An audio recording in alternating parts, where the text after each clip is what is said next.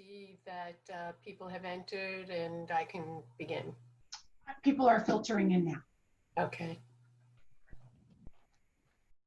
All right, everyone.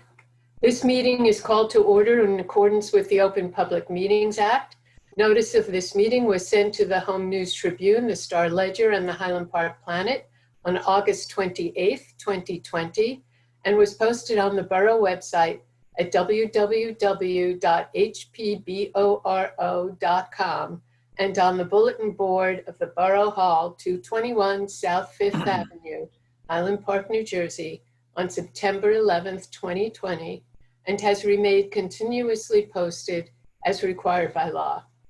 As mayor, I preside over the council meeting and may interrupt, warn, or terminate a participant's statement or participation in the virtual meeting if the participant's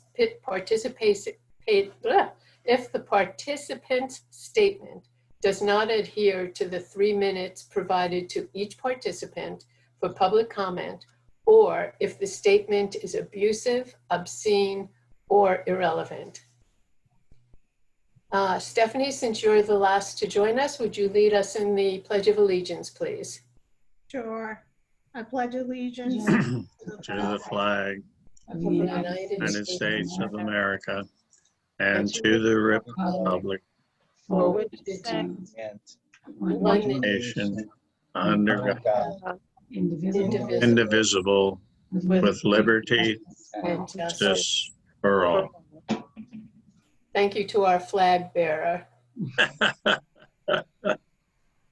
Roll call, please. Mayor Brill Mittler, Here. Councilwoman Canavera, here. Councilman Fine, Here. Councilwoman Foster, Here. okay, Councilman George, Here. Councilman Hale, Here. Councilwoman Kim Chohan, Here. Borough Attorney Schmier, Here. Borough Administrator Hover. Here. All right. This is our 11th virtual council meeting. A recording of the proceedings will be made available via HPTV following the meeting. I actually have some wonderful things to share tonight. When we're always hearing about such dire straits that we're in and not great news, I'm delighted tonight to issue 2 proclamations for 2 of our residents, longtime residents, who are turning 100 this year. And so please bear with me as I read the proclamations in their honor. The first one I have is for Muriel Fetterman Levine. Whereas the Borough of Highland Park takes pride in the many features of our town that are supportive of senior citizens and considers those who reach milestone birthdays as one of the greatest treasures of our community. Whereas my friend, Muriel Fetterman Levine, a longtime resident of Highland Park, celebrated her 100th birthday on September 12th, 2020. Whereas Muriel has deep roots in our area, having arrived in town with her parents by her infancy. As a young girl, she helped raise money for the building of the Highland Park Conservative Temple, played cello for the Young People's Orchestra at Rutgers, and served as editor of the Highland Park High School's Highland Park Fling newspaper. Whereas Muriel led a very active life, raising 2 children, Joseph and Riva, with her husband, Julius, working as at Calco and later working with Julius as the owner-operators of the Manhattan Shop Art Needlepoint store by New Brunswick for 40 years. Whereas Muriel has consistently valued her faith and taken different roles in her synagogue, the Highland Park Conservative Temple Congregation and She'emeth, such as treasurer and sisterhood member.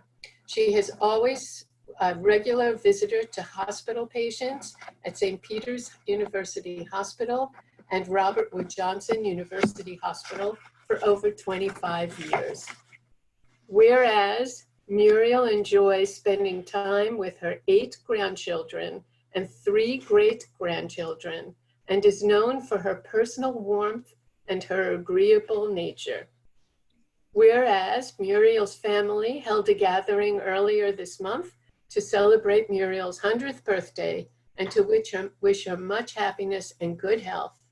Now, therefore, I, Gail Brill Mittler, Mayor of the Borough of Highland Park, do hereby extend the best wishes of the borough to Muriel Fetterman Levine on the occasion of her 100th birthday.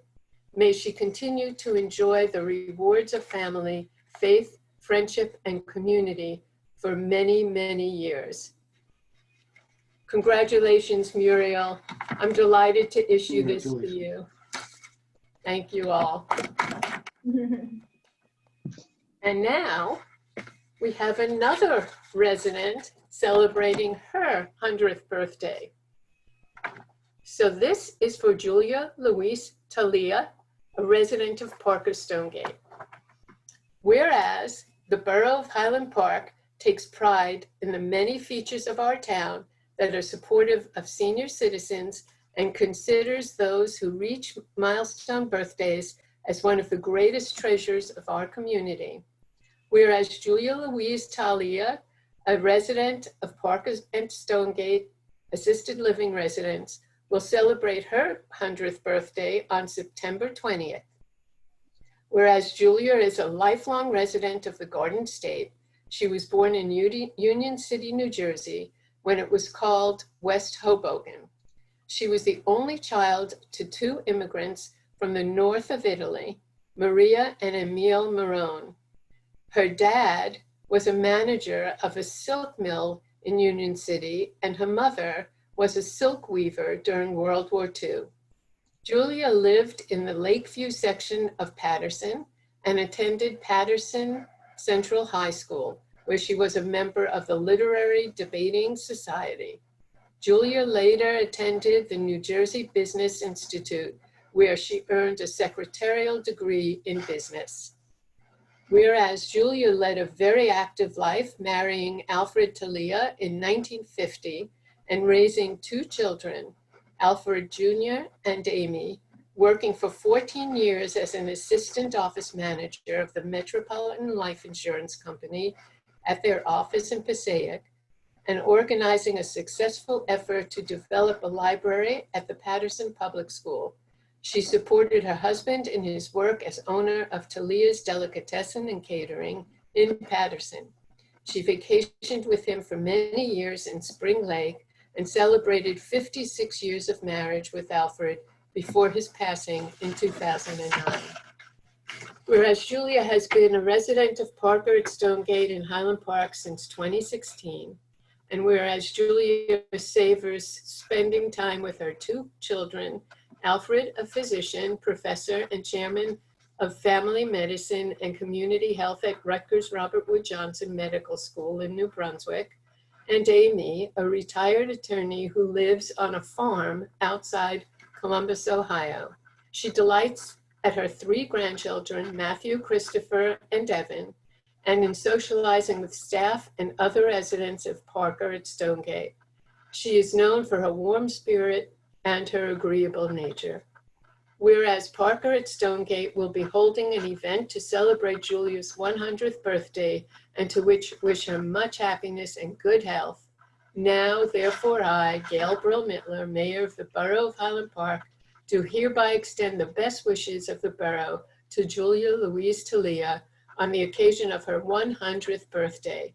May she continue to enjoy the rewards of family, friendship, and community for many more years. Congratulations. Congratulations, Julia. May we see you for many, many more years. All right. So now we can move on to our council reports. Again, I'll go in the order you all appear on my screen. So I'm going to start with Councilwoman Foster. I think you need to unmute yourself. Yeah, I'm sorry. Okay. Good evening, everyone. I don't have a lot to report tonight. Just a few more things that our upcoming police community forum is going to be on the 24th at 7 p.m. Please check our borough website for information. If you wish to submit questions, we'll put information from the last event that we had, and anyone who wishes to submit questions can more than go ahead and do so. So that's coming up on the 24th. Also on the 24th, the AG's office, the Department of Civil Rights, they're having a forum for the Asian community that has been under great attack. So there is a forum coming up. It's posted also on the borough website. So if you're interested or you know someone in the Asian community, please do share that information with them so they can be a part of this forum that's coming up that specifically talk about bias crimes and the horrendous stuff that they're facing in the Asian community. So please take a moment to look, and on our website and on HBPD website as well for both events that's coming up. A lot of folks have sent to me requests if we're going to do a trunk or treat this year. And a trunk or treat is what normally happens by our police department and our community and our teen center. We're not sure if that's going to happen. We hope so, but we're not sure if enough social distancing will be in place or will that be allowed. And question if we're going to have it. We don't know yet. We have to see how this whole thing plays out before a decision is made. I know a number of you reached out to me and said you would volunteer to help, but we still have to wait and see what's happening with the COVID virus before we make any decisions. Pretty much that's it. Our street setback and street sign, that our street repaving, or I say street signage is going really well. So you have noticed that you can now see the corners when you go to intersections. So they're working really hard on getting that done. And that was one of the projects that I wanted to get done. And it's moving along nicely. And last but not least, the governor signed into law this week that Juneteenth will become an official holiday starting next year. So next June 19th, it will be official holiday in the state for Juneteenth. So I am more than happy for that. It has been a long, long time coming, and our voices are heard, and we have a holiday that we will stop to reflect. Thank you, Mayor. That's my report. Thank you. Councilman Fine, do you have a report? Yes, I do, Madam Mayor. First, I want to recognize the observance of National Hispanic Heritage Month, which is observed from today, September 15th, through October 15th, to celebrate the histories, cultures, and contributions of American citizens whose ancestors came from Spain, Mexico, the Caribbean, and Central and South America. Second, and I'd like to thank our Public Information Officer, Harry Glazer, for drafting this part of my council report tonight, and that is to publicize the 100th anniversary of the passage of the 19th Amendment, which recognized the right of women to vote, and to encourage all citizens to exercise their right to vote.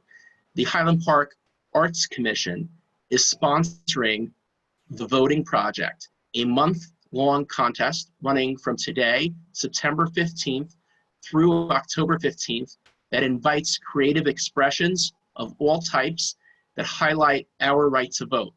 The commission welcomes poetry, essays, paintings, sketches, sculptures, rap, spoken word, dance, comedy, and other forms of art that celebrate voting. Contest submissions may be made to the Highland Park Arts Commission between September 15th, that's today, and Thursday, October 15th, by sending photos, PDFs, sound recordings, or videos of the art to info@hpartscommission.com. The Highland Park Arts Commission will judge entries between October 15th and October 20th and post the results on its website, hpartscommission.com. And the top 3 submissions will be shared via the borough's social media from October 20th through November 3rd. Finally, to all those who will soon be observing the Jewish high holidays, I wish you a Shana Tova, a happy, healthy, and sweet new year. Thank you. Thank you, Josh. Councilwoman Canavera, do you have a report? You have to unmute yourself. Not at this moment. I'm going to be talking to the Mental Health Commission, and hopefully we'll be doing some exciting things soon. Okay, thank you. Councilman Hale, do you have a report? I do, just briefly. I wanted to also thank Public Information Officer Harry Glazer for part of my report, along with Governor Phil Murphy, who has allowed for some increase in indoor dining. And so I wanted to let everybody know that you can, the restaurants are open inside and out. Inside, however, does have some restrictions. And I just wanted to make sure that everyone knows that the inside dining is limited to 25% of capacity, that the number of people per table is limited to 8 people, unless everybody's from the same household. So you can't have parties bigger than 8. And when people are seated and placing orders, the goal is to not be walking around inside. The goal is to have everyone seated at your table while you're getting your order, and to wear masks when you're not in eating or drinking. This is a partnership between all of us and our restaurateurs. It is not an easy thing for a restaurant owner to have to explain to people the rules. We've hopefully posted some of these rules, but I'm asking again the public to please listen to your servers, listen to the owners. They're simply just trying to follow all of the protocols to keep us safe. So I really would appreciate if, and as you're going to the restaurants, and please do go to the restaurants, please do go inside, do stay outside as long as we can as well. But let's try and take advantage of all of the opportunities to eat out in Highland Park, of which there are many. So I wanted to focus on that. I also wanted to wish everyone who celebrates Shana Tova for high holidays. And that's my report. Thank you. Councilwoman Kim Chohan? Yes, I have a report as well. In regards to Board of Health, I wanted to report on the mobile COVID testing. We had 55 people pre-register and 43 showed up. The Board of Health was also discussing holding another mobile COVID testing as we gear up for fall and flu season. They also discussed the challenges around trying to get our youth tested. And they are reaching out to some of the contacts that one of the members have to compile a list of actually doctors that will and facilities that will test for children, especially they were discussing that young children under the age of 5 is really hard to get a test for them. I wanted to congratulate Kathy Lombardi of the Highland Park Food Pantry. She will be receiving the Volunteer Hunger Hero Award from Feeding Middlesex County on Thursday, September 24th at 7 p.m. Join us for this virtual event. Visit www.feedingmiddlesexcounty.org. As you all know, the food pantry has been doing a lot since the pandemic and even before. So congratulations.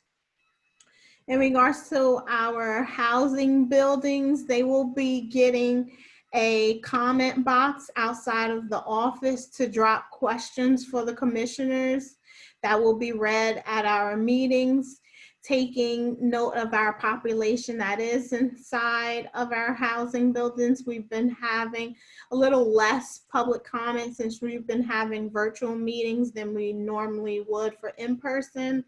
So look out for that comment box there if you're a resident of the Croman or Parker building. I also would like to thank Governor Murphy for declaring Juneteenth a state holiday as well, and also wish our community that's celebrating the sweet Rosh Hashanah. And today is National IT Professionals Day. Thank you to all the IT professionals. We need you now more than ever. And that's my report. Thank you. Council President George, do you have a report? I do, just a brief report, Madam Mayor. Just remind everyone, a message from all of our DPW people just to be patient with the road improvements, with the PSE&G for a little while longer. It's getting a little bit better, but it'll go on for a couple more weeks. But remember, it will be permanent once everybody is out of the way. In line with that, if your street happens to be blocked by construction on a trash or recycling day, please leave your trash and recycling at the curb. The crews will be by the following day to pick it up, or as soon as the road is clear if it happens to remain blocked. But generally, they follow up early in the morning before the construction crews will close the road. So please remember to leave everything out. They will get to it the next day. You'll notice on the agenda tonight, the mayor is appointing Nancy Cranich to the library board. I welcome her. The libraries, curbside pickup and also librarian's choice are very successful. That's been followed by a number of other libraries, and they're doing excellent business. The librarian's choice in particular, you submit online your area of interest, and they will choose books and put them out at curbside on 6th. And it's been very, very successful. People are very satisfied with it. They're also running the virtual art gallery. I believe it starts next week with the submissions by the Arts Collective. It's an excellent show.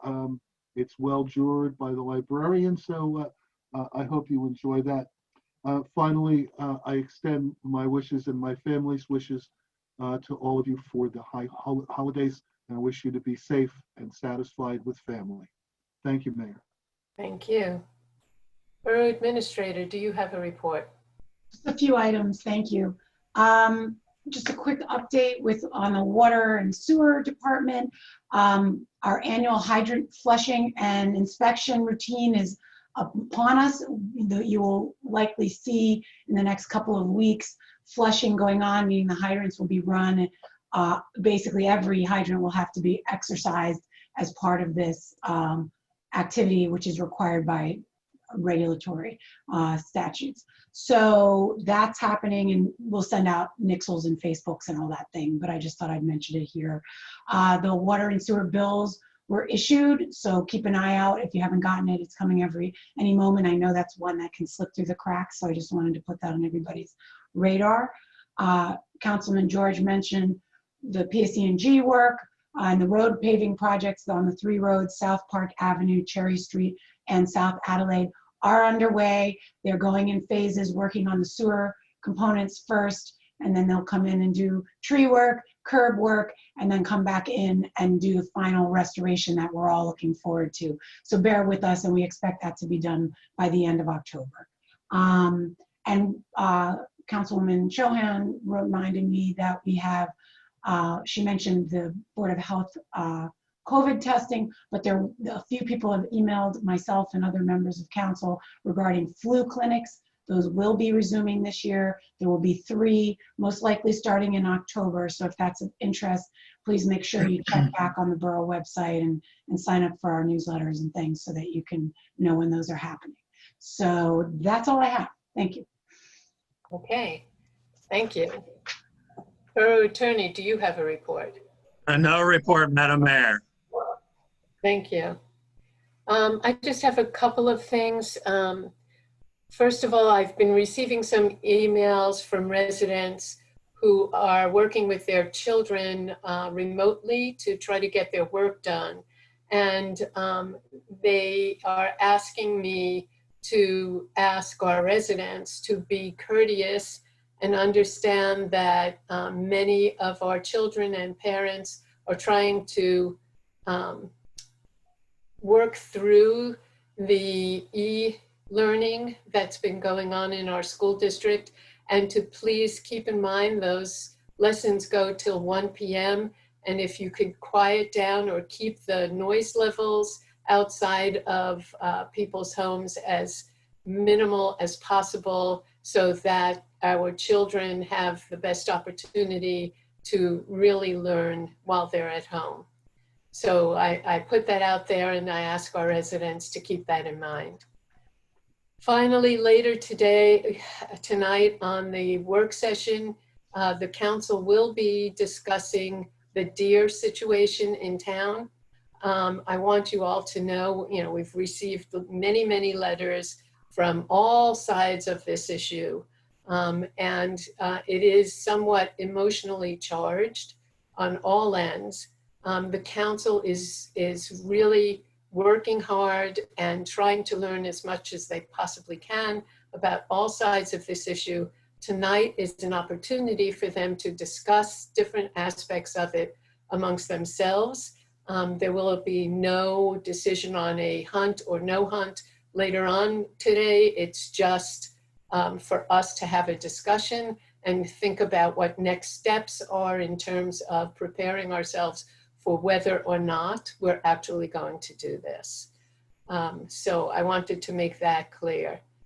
We're now about to go into our first public discussion. It's 20 minutes in total, 3 minutes each speaker, limited to items that are on this agenda tonight, including the work session. Total time, as I mentioned, is 21 minutes, 3 minutes maximum per speaker. Comments are limited, as I mentioned. If you want to speak on an item that is not listed, please do so at the second public comment session, which is open to other discussions that are not on the formal agenda tonight. The borough clerk will monitor the time and indicate when 3 minutes have lapsed. She will give you a warning when there are 30 seconds remaining on your time. There will be a hard stop at the 3 minute mark to make sure everyone who wants to speak has a chance to do so. And as a reminder, I may interrupt, warn, or terminate a participant statement if it does not adhere to the 3 minutes provided, or if the statement is abusive, obscene, or irrelevant. If you would like to speak, please raise your hand by pressing the *9 on your phone keypad, or select the raise hand button on this application. The borough administrator will announce your turn by reading out your name or the last 4 digits of your phone number. Please begin by telling us your first and last name and your address as well. Again, if you would like to speak, please, on a topic that is on the agenda, please press *9 or raise your hand button now. And Borough Administrator, it's up to you now to let us know if there are hands. I see, at least for now, a couple of hands. Okay. First up on my list is Anna Halim. Anna, can you please say your name and address, please? Yeah, hi, can you hear me? Yes. Okay, great. Hi, this is Anna Halim at 235 Montgomery Street. First, I'd like to ask how the new law regarding false 911 calls will be implemented in Highland Park. Will dispatchers inform callers if they suspect that someone is making a false call? And how will you decide whether a call was false? And how will that caller then be held accountable? And what compensation, if any, can the person who was subjected to a police control based on a false call expect? Next, I want to speak about the deer. My first question is, when will you invite APL to give a presentation to the council and the public? I know that the borough has called Angie Mittler at APL, and Angie told me that the borough asked her for her opinion, but then proceeded to tell her why the hunt was necessary. And it sounded like the borough had already made up their mind, and that they kind of just called APL to check a box. And Angie also told them that APL offered presentations, but the borough was apparently not interested. I find this very strange, since the residents of Highland Park have repeatedly asked the council to invite APL to give a presentation. So the borough should definitely be interested. And another interesting thing that I learned from Angie is that the borough themselves estimates that only 10% of the residents in Highland Park are for the hunt. So why would you start a hunt that 90% of the community doesn't want? And that brings me to the next question. When are you going to show us the data, the hard numbers over how many people are actually contacting you with complaints, and how many for each type of complaints? And how many people are contacting you that don't want deer hunt? I and others with me have repeatedly asked for these numbers, yet we are met with only silence. If you do have the data, why do you not release it? And if you don't have it, what are you basing your decision about a potential hunt on? The people who happens to be the most vocal, like how is that democratic? I also want to ask you if you have talked to the residents who have contacted you and offered solutions to the different issues that people complain about. Have you made any effort to learn from your residents about what approaches could be viable here in Highland Park? And if so, what did you learn? If not, why haven't you talked to them? I know that they have contacted you. And while we're on the topic of what works and what doesn't work, why are you even considering a hunt when it has been shown that hunting doesn't solve the actual complaints that people have regarding deer? For example, when it comes to forests, Monmouth State Park has been hunting deer for 25 years, but the understory has not improved. In the Great Swamp, they have been hunting for 40 years, but the deer population has still not stabilized and the forests have not regenerated. 30 seconds. Thank you. Finally, I would like to let you know that we currently have over 250 signatures against deer hunting in Highland Park, and that number is growing each day. The majority of this community does not want a deer hunt, so don't start it. Thank you. Thank you, Anna. Okay, who's next? All right, 1 second. Looks like next up would be, hold on. There we go. Sorry, I get confused when people don't lower their hands. Looks like someone named Oz Duncan. I'm going to have to promote him to panelist because of the version of Zoom he's on, so don't be off put by that. Oz, could you please state your name and address? And you're not supposed to be on video. Hold on. Sorry about that, Mayor. It's all right. Yes, hello, my name is Oz Duncan. I'm a junior in the HB High. I live on 311 Lawrence. So I kind of want to talk to you guys about the deer issue, and most of the public kind of why it's, if you're really not invested in why you should support the hunt, there's a reason, and kind of the reason why you shouldn't. Mainly because it's going to cost you guys tax dollars. And the reason why is because even if we have a volunteer hunt with that costs no tax money from the government, the deer corpses that hunt will leave will be picked up by somebody. And most likely that person or the people who are doing that are going to be elected from the town. And yes, but I'm not representing the Board of Health. Also, a good point would be, if we do pay for the hunt, or we do pay a company to resolve the hunt, that will also pay for come from our tax dollars, because that money is going to come from somewhere, and most likely it is going to come from our tax dollars. So even if we have a volunteer hunt or a paid hunt, it is still going to cost most people money, which is obviously never a good thing. And there are so many other good projects that money can be spent on other than killing deer, which by most of courts is not even going to help the problem of overpopulation and plant growth anyway. So thank you. That's all I have to say. Thank you, Oz. All right. I think I have to, give me 1 moment, Mary. I apologize. I'm just going to leave him muted there because I don't want to eject him from the meeting accidentally. Next on the list is Jane Adas. Jane, please state your name and address. You may have to unmute yourself. There you go. Yes. Michael. Can you hear me? Yes. Say Okay. it's Michael. All right. Yes, it's Michael Addis. Okay. Jane's my wife. I want to make three points. Excuse me, Michael, I need your address. I'm sorry? I need your address. 35 South 3rd Avenue. Thank you. Okay. 3 points. The first is that a deer hunt is probably the cruelest way to carry out this process. There are pictures out on the web, many pictures out on the web of deers with arrows in them, because when they get arrows, they run, and they run into neighborhoods and they die. And imagine our children watching us slaughter deer and dying in their yards. And I have a friend who hunted deers with arrows, thinking this was the proper way to do it. And he said he chased the deer for hours and hours until it finally died. First of all, it's cruel. Secondly, I think it's unnecessary. There are many ways to manage deers. There are many ways to protect food in people's yards or their flowers in their gardens.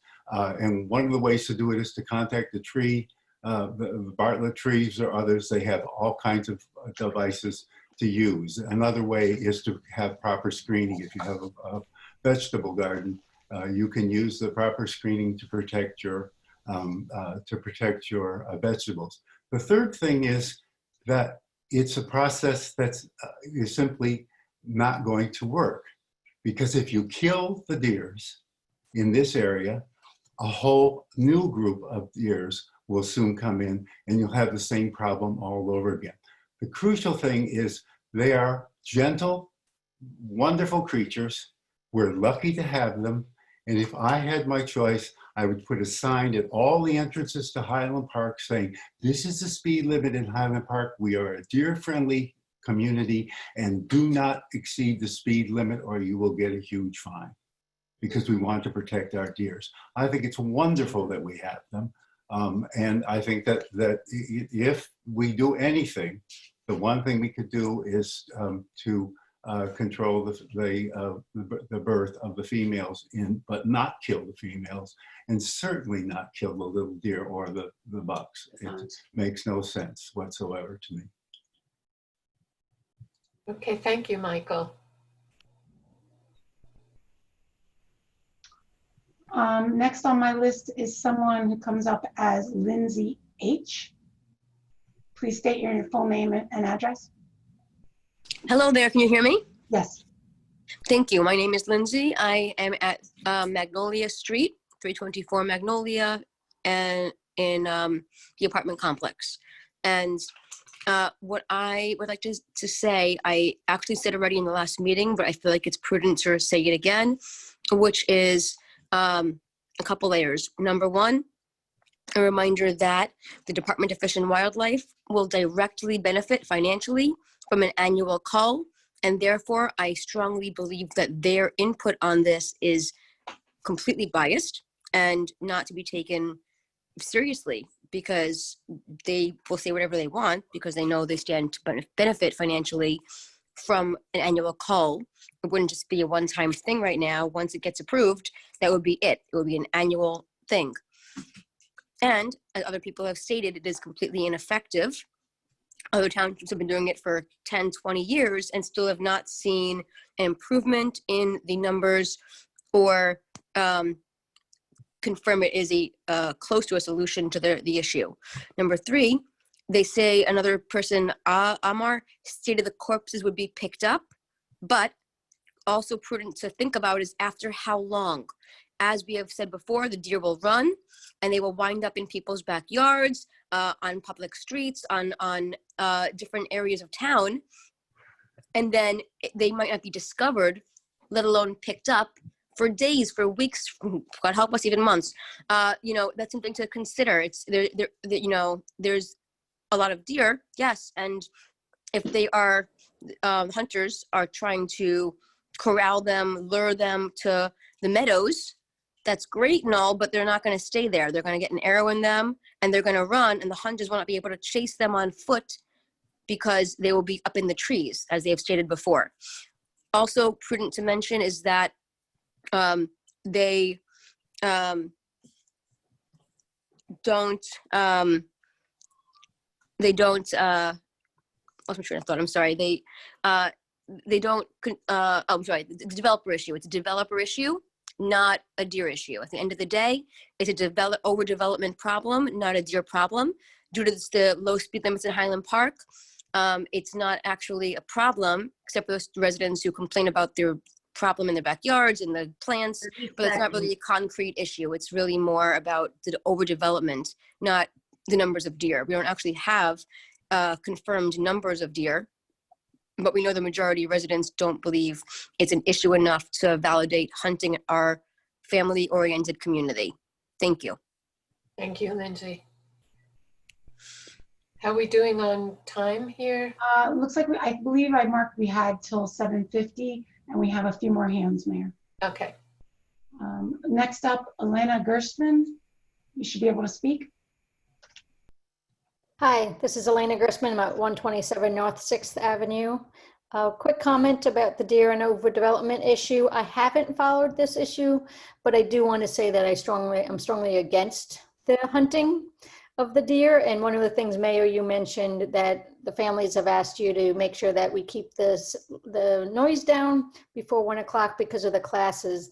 I can't imagine they're going to be happy if they see a little deer running outside the window with an arrow in it when their kid's trying to take their lesson. So I'm strongly against that. A quick question, am I allowed to comment on something that a council member mentioned in their comments if it's not on the agenda, or do I have to wait? Borough attorney? She can comment. Yes, she can. Okay, thank you.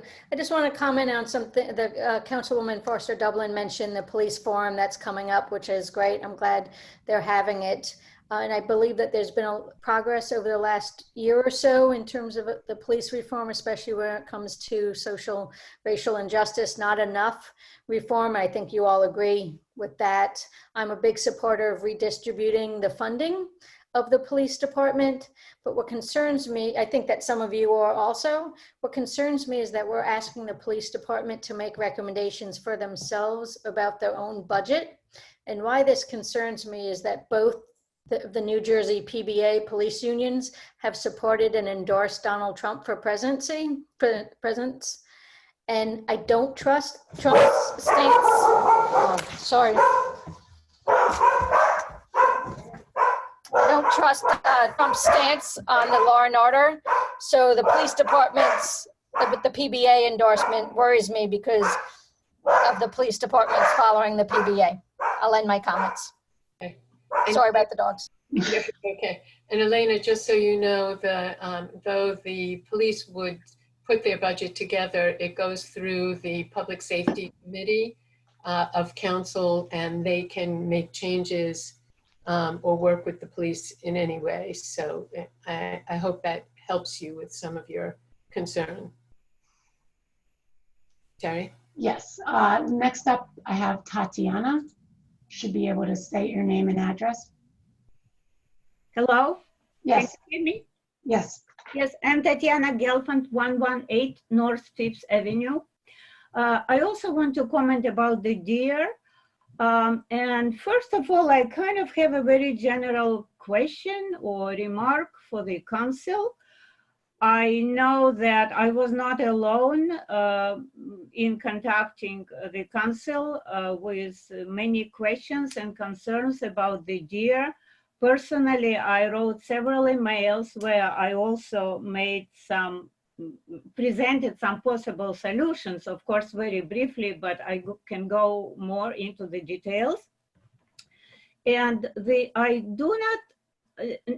none of the questions that we asked was ever answered by the council, not on the next meeting and kind of not even mentioned. One of them was the request which Terry Jover said even on June 30th, several people requested to invite APLNJ, the nonprofit group, for a presentation about non-lethal solutions to deer control. this was always ignored, and this was repeated many times and was never addressed. So this is one, this is kind of very strange. So I do not see what is the point of letting the public speak if nothing is ever been taken into consideration. This is one. The second, which I kind of mentioned briefly, that people have solutions. And personally, I voiced out one of my kind of solutions to a group of gardeners, and many people really liked it, including people who are defending native plants and all this stuff. And there are solutions on netting, and again, this was widely discussed, and this is not a problem.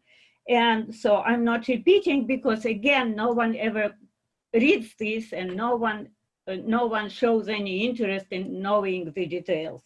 My last point, I just want to say to the public that hopefully they will know that the town of Saddle River, which is just 47 miles from us, they started a deer hunt on Saturday, and just 2 hours later, there were 2 episodes. 30 seconds. Yes, there were 2 episodes. That one was the deer, injured, bleeding deer crashed in someone's yard and was slowly dying, and the woman was taking pictures. And the second deer, the police and hunters tried to follow the blood, but they couldn't find him.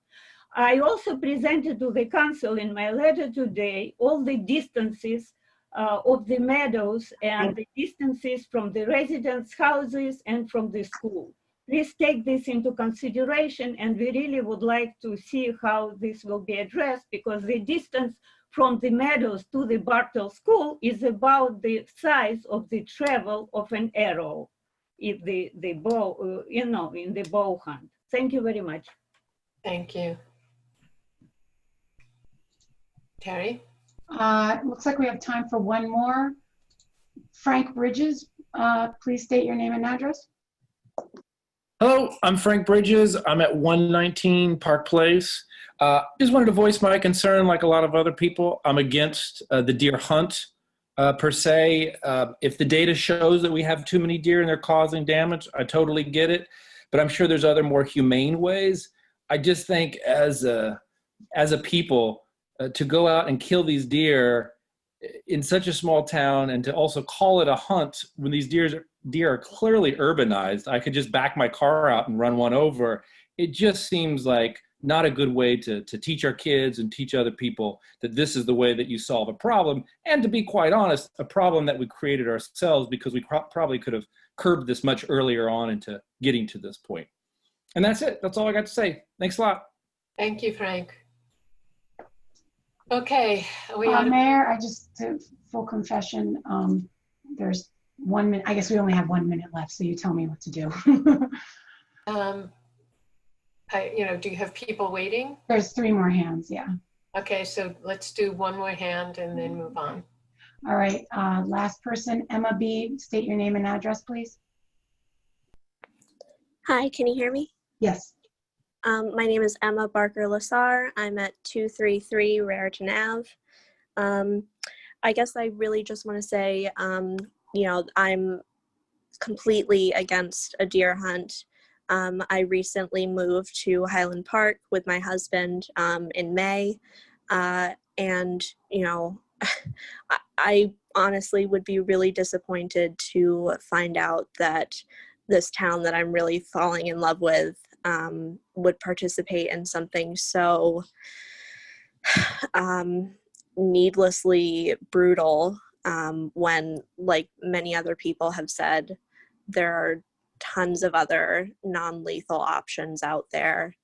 And yeah, that's really all I have. Thank you so much. Thank you, Emma, and thank you for moving to Highland Park. Okay, let's move on. Okay.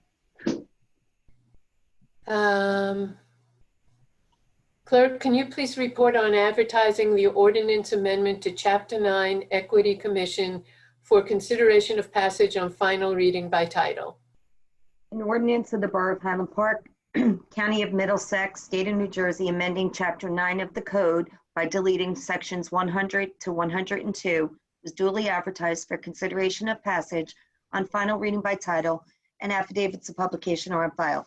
The ordinance was posted and made available for public inspection as required by law. Okay, may I have a motion to take up the ordinance on final reading by title? So moved. Second. Okay. Any public hearing?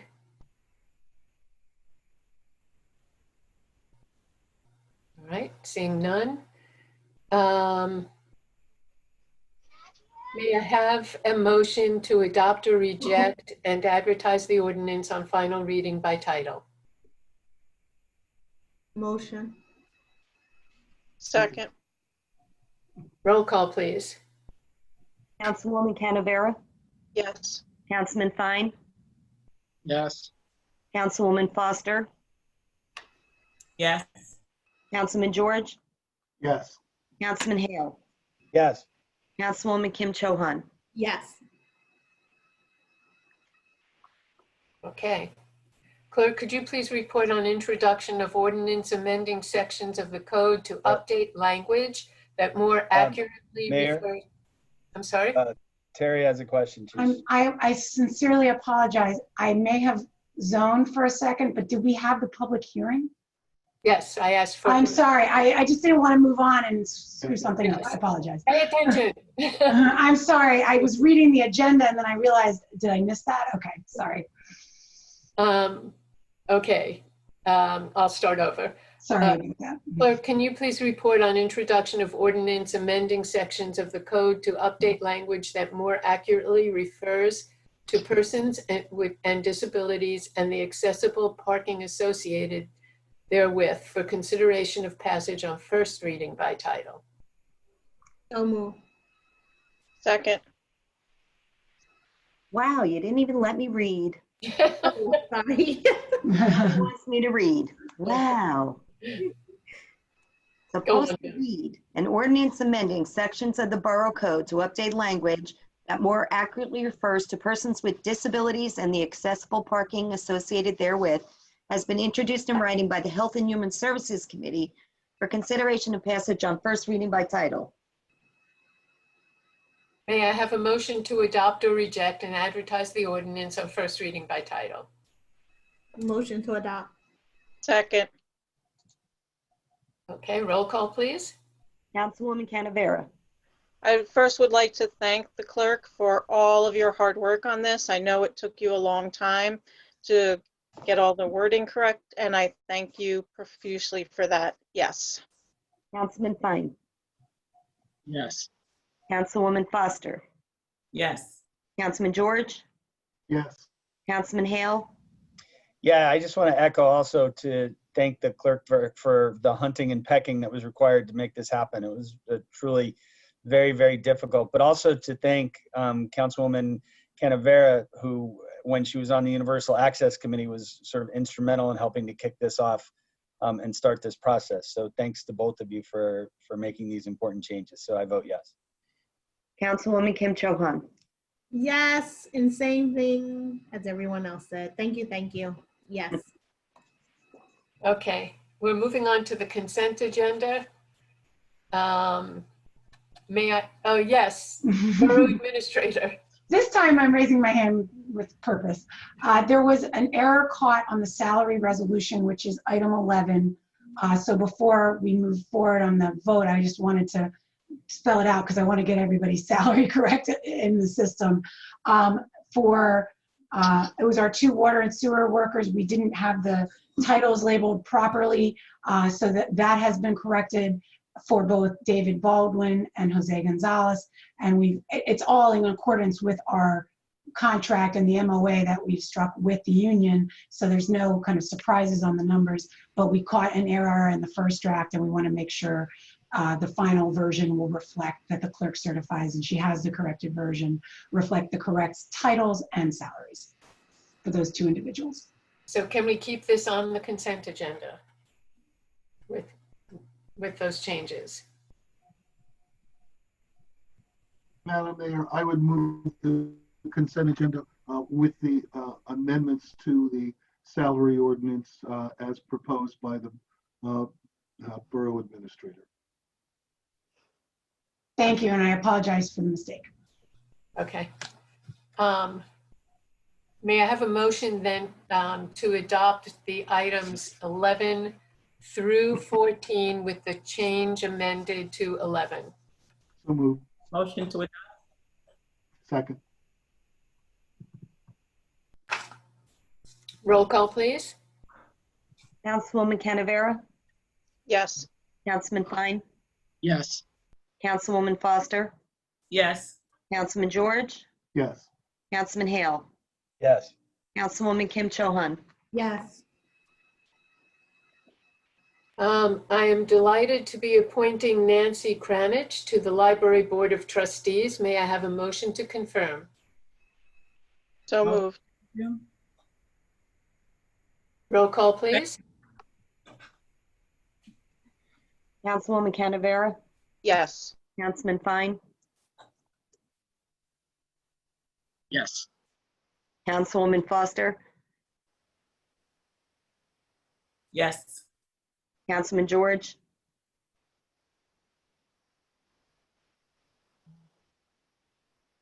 Yes. Councilman Hale? Yes. Councilwoman Kim Chohan? Yes. All right, we now go into our second public comment section. 3 minutes per speaker on any topic, subject to a 9 p.m. conclusion prior to the work session. So it's now time for the second public discussion.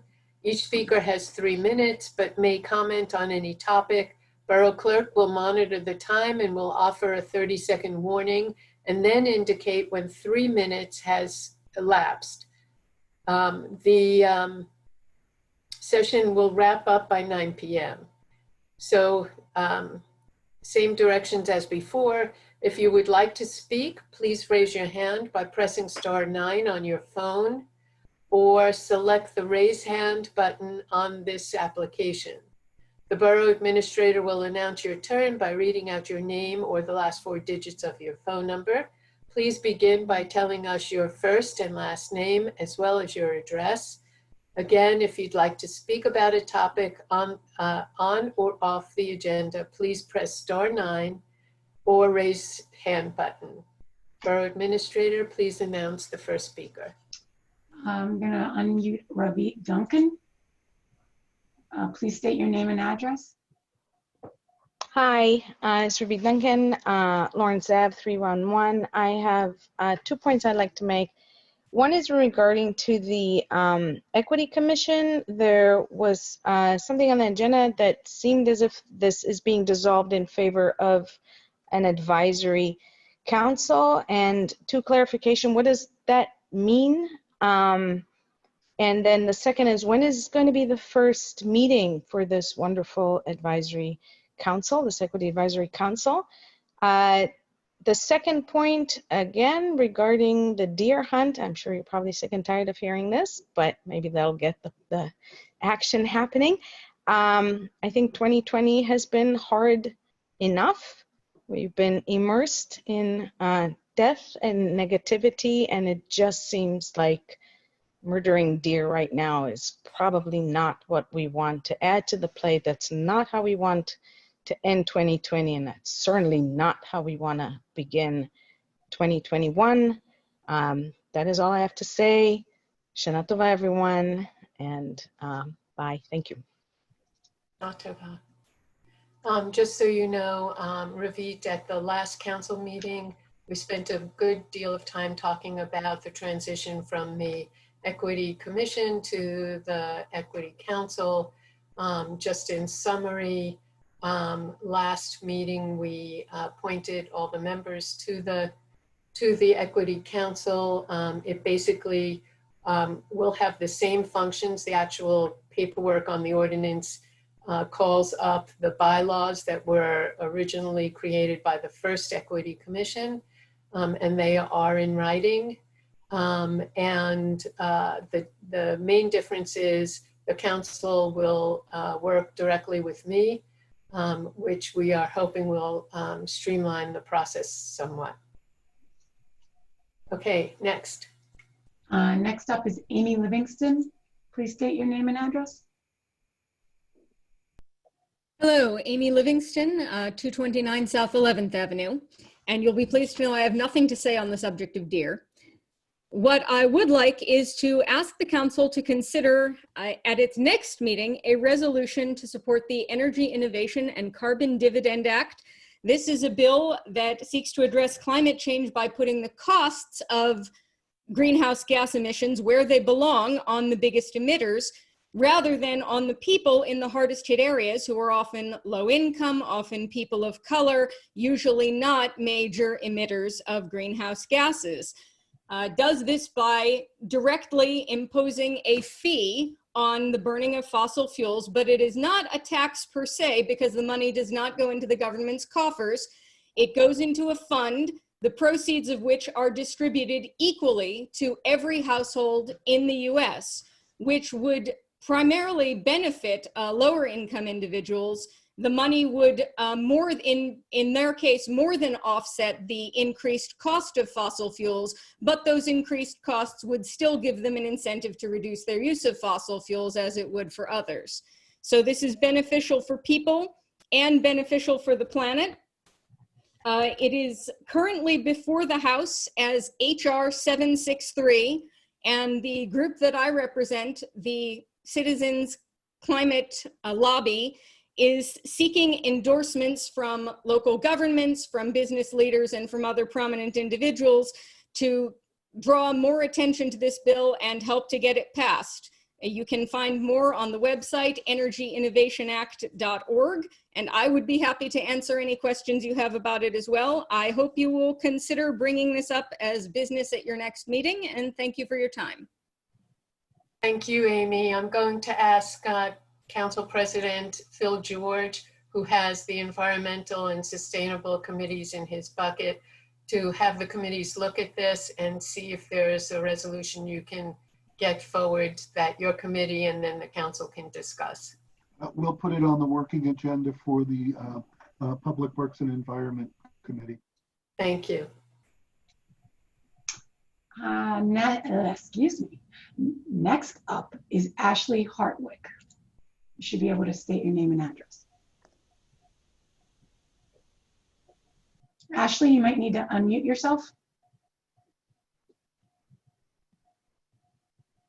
Try again. You're still muted. I don't think it's me. I'll try on my end. Are you able to hear me? Now I can, yes. Okay, great. Yes, this is Ashley at 216 2nd Avenue. I am calling in to address the deer. I'd like to talk about the frequently asked questions document prepared by Terry ahead of this meeting about the deer management program. There's a section that discusses the study done by Cornell University in 2019, about 10 years of research on this issue. And the quote, which is in this document prepared by Terry, says, "Neither sterilization nor recreational hunting reduced deer browse rates, nor does either appear able to achieve reductions in deer population or their impacts."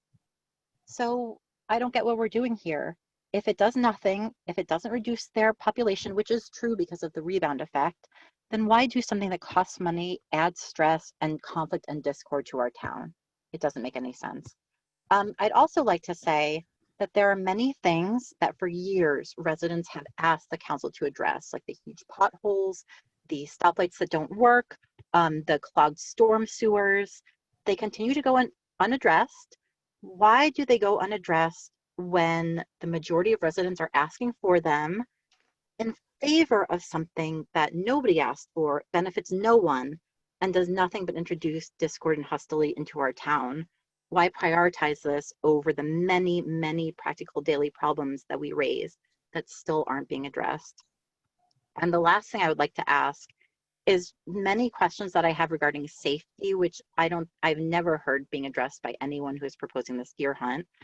Will hunters be allowed to follow the trails of blood out of the meadows and pursue injured deer out of that designated area? Will they be able to pursue and kill injured deer in public areas of Highland Park? Will they be able to do so onto private property? If deer escape onto private property and die there, who takes responsibility for that cleanup? Right now, no organization, governmental organization serving Highland Park is willing to pick up dead carcasses on private property. So who's going to do it? And what will it cost? If there are large amounts of blood, who will clean it up and what will that cost? Who will residents be able to call in the middle of the night to have something like that removed from their property? Who will be liable if an injured deer fleeing the hunt behaves aggressively or defensively and injures someone? Seconds. Will injured deer who survive the hunt be rehabilitated? Who will do that and what will it cost? What about the rays or arrows that are left behind when they miss? Who will accept liability if someone is injured by them? If a deer is injured and able to pull out an arrow out of its body and leaves it in Highland Park, who will be liable if someone steps on it and is injured? Why introduce something like this into our town? It doesn't make any sense. That's all I have to say. Okay. Who's up next? Just give me 1 second, Mayor. We've got Matthew Hirsch. State your name and address. Hi, good evening. It's Matthew Hirsch, 333 Felton Avenue, here in Highland Park. I just wanted to follow up on a couple of things. Thank you.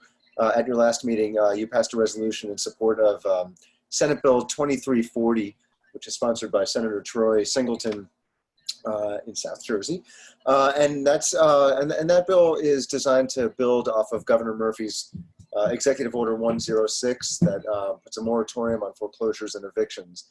I believe Highland Park is the only municipality to pass such a resolution. So once again, thank you for taking a stand on this important bill. The bill, in building on the eviction and foreclosure moratorium during a public health emergency, as we're in right now, basically it's the only piece of legislation that sets out repayment standards for renters and homeowners who are financially impacted by COVID. So it's it's a piece of a larger policy issue. First is the moratorium through the executive order, but then administratively the state is also also has a landlord relief fund, and I'm hearing about other bills that would provide additional funding for property owners who provide housing. I think right now, I think the statement that the bill makes too is that right now, when we're being asked to stay home during a pandemic for public health purposes, it's incredibly important. But then on top of that, when home is also school for so many families, your support of this bill, I think, is doubled. So the bill, I just wanted to update. The bill has not passed the Senate yet. There is another hearing on November 27th, and I and several other organizations are trying to get this bill up for a vote on the 27th. It's already passed the Assembly by bipartisan margins, and so we're really just trying to get this bill moving over the finish line. So, I just encourage everybody using whatever access to any of our elected officials you have, or anybody listening. 30 seconds. Please contact Senate President Sweeney and encourage him to put the S-2340 up for a vote. And that's it. Thank you so much for your time. Thank you for your work. Thank you. I've got Marian Sakowitz. Marian, please state your name and address, please. Marian, you may have to unmute yourself. Yeah. Hi, Marian Sakowitz, 617 South Fifth Avenue. Okay, so I wanted to ask about Buck Woods. I don't know what's been happening. I haven't heard anything about it in a long time. So question one, is anything happening? Has anything happened? What's the status of things in Buck Woods? It's been over a year since they cleared the site, and I haven't seen much in the way of testing or cleanup or anything. Okay, Borough Attorney, could you address that, please? Yes, Madam Mayor. The owners of Buck Woods filed last Friday their application with the planning board to begin the process to try to get approvals for the 75 units that are permitted under the zoning. And with the filing of the application, the borough staff, primarily the planning board staff, the planner, their attorney, and the other consultants, begin to go through the application materials to determine whether or not the application is complete. And then after the application is deemed complete, the matter would move forward to a hearing. Notice would be given to you and others, and there would be an opportunity to come to the planning board on the application. But the process began last Friday. Okay, another question. Okay, what's the status on financial responsibility? I know we lost the lawsuit to Morris, so the question I have is, how much is the borough going to be charged for cleanup costs of that site? Well, Marion, that's another piece of litigation that's currently pending. The matter is in the Superior Court. Arguments are taking place. Discovery's underway. There should be some motions and hearings on this sometime in November. The answer to your question is there's been no decision made by the court on the borough responsibility or any cash payment for the cleanup. Okay, worst case scenario, we lost the first case. Worst case scenario, what's an estimate of how much this could cost? Because I know an appeal is generally a difficult thing to get. 30 so seconds. If we lose this appeal, could we have a 7-figure kind of cleanup cost? Well, we don't know the cost. We are in court over that issue. And this is the law division, it's not the appellate court. So we would have to go through the process and listen to the experts and then to see what the decision is. And if we're not happy with it, we would have the right to appeal. Fine. Marion, I think time is up. So can I ask one more quick thing? No, I'm sorry. We keep everybody to 3 minutes, but if you have other questions, I'm sure the borough administrator would be able to get you some answers tomorrow. Okay, thank you. Thank you.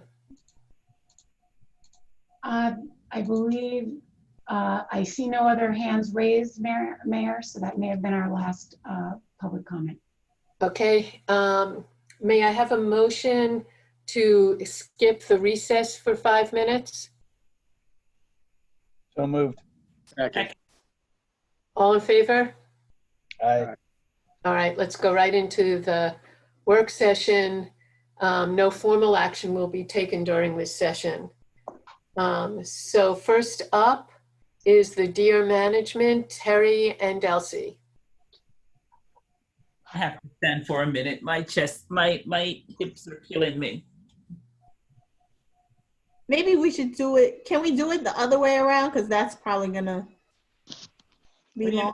The other way around. I'm okay.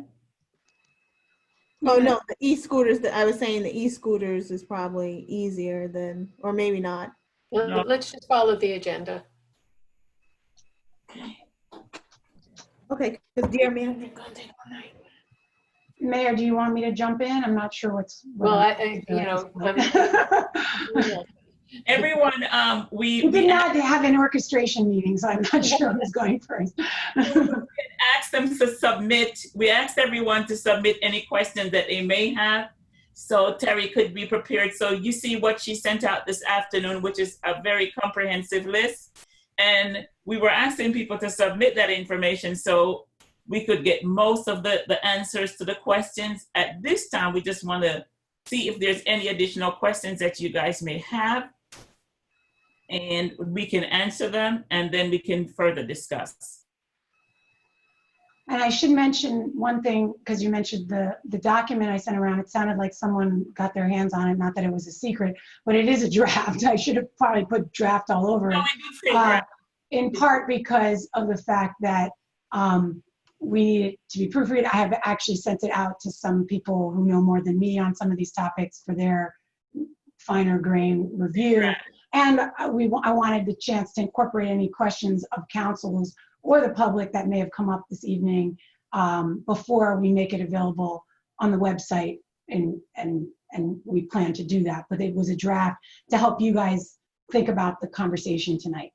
Terry, in your write-up, you talked about all of the different organizations that you've been doing some research with. Could you just iterate who they were, what, and just summarize what you learned from them? Sure, and I'll kind of go in order of approach, just not necessarily in alphabetical as listed in the document. My first kind of, and I looked back at my emails, and I think my first call was in like October, November of 2017 to the Division of Fish and Wildlife, I think, or it was 18. But in any case, this has been an ongoing process. And Division of Fish and Wildlife, the two senior biologists there who presented at the public meetings prior, Cindy Kunstner and Jody Powers, were kind of my first discussion points. Following that, we've met, these have been post-COVID, so Zoomed and spoken with, we contracted with Dr. Jay Kelly, who's a professor at Raritan Valley Community College, but a biologist in this area. Dr. Tony DiNicola, who's the founder and CEO of White Buffalo, which does a variety of, on an ecological basis, deer management programs in many communities, including Princeton and a few others that we're familiar with. So they came recommended to speak to with some specific information. We did speak with, as was indicated by a member of the public, Angie from the Animal Protection League of New Jersey. I would represent the conversation a little differently. I think something's lost in translation. And while I certainly would never tell council who it can and can't, that's not my decision to speak to, I did want to hear from them because so many members of the public did suggest I reach out.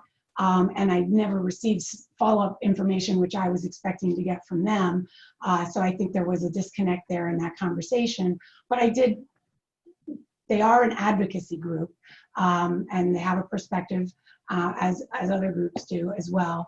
And I believe the last person I've spoken to more recently, in addition to the county Department of Parks, which I didn't represent here, as well as the Rutgers Ecological Preserve management as well, which I should add to this list, thereby explaining why this is a draft document.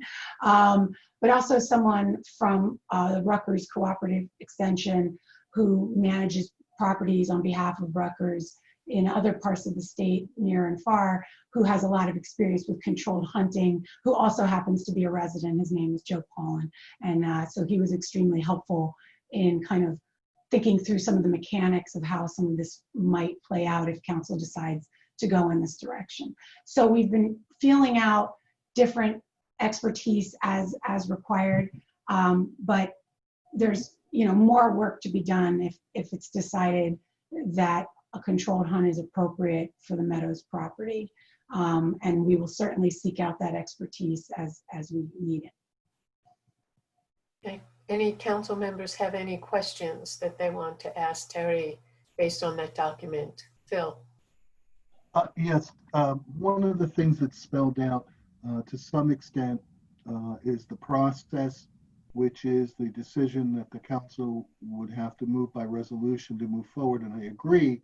But I also agree with the FAQ about the preparation and approval of a deer management plan for consideration, because I would want to see what the plan is, including the circumference of the hunt and the frequency. And the circumferences, as I understand, are policing of the cordon around the area to make sure that there is no, or limit as much as possible or stop deer fleeing the area when they've been wounded. That would be something that I would have to see before I would consider it. That's the only question that I have. We've got lots of information over the last year and a half from all different views with regard to how to do the hunt. I would want to see the deer management plan, including some off-season non-hunting remedies. But my big concern, more than anything, is that the overgrazing, whether or not it is to the point where it does not sustain the deer population, and it may have been borderline, but don't forget, we're going into the season now.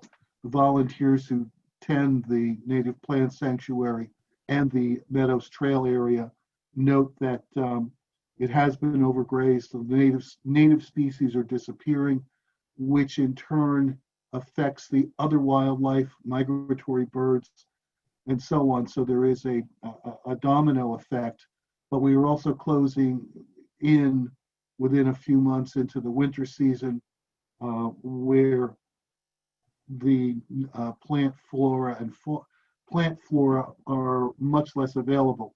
So I would want to see those things for part of the deer management plan. That's the only concern that I have, and that's where I am on going forward. Tara? My concern is I think we need a plan in case an injured deer does get out.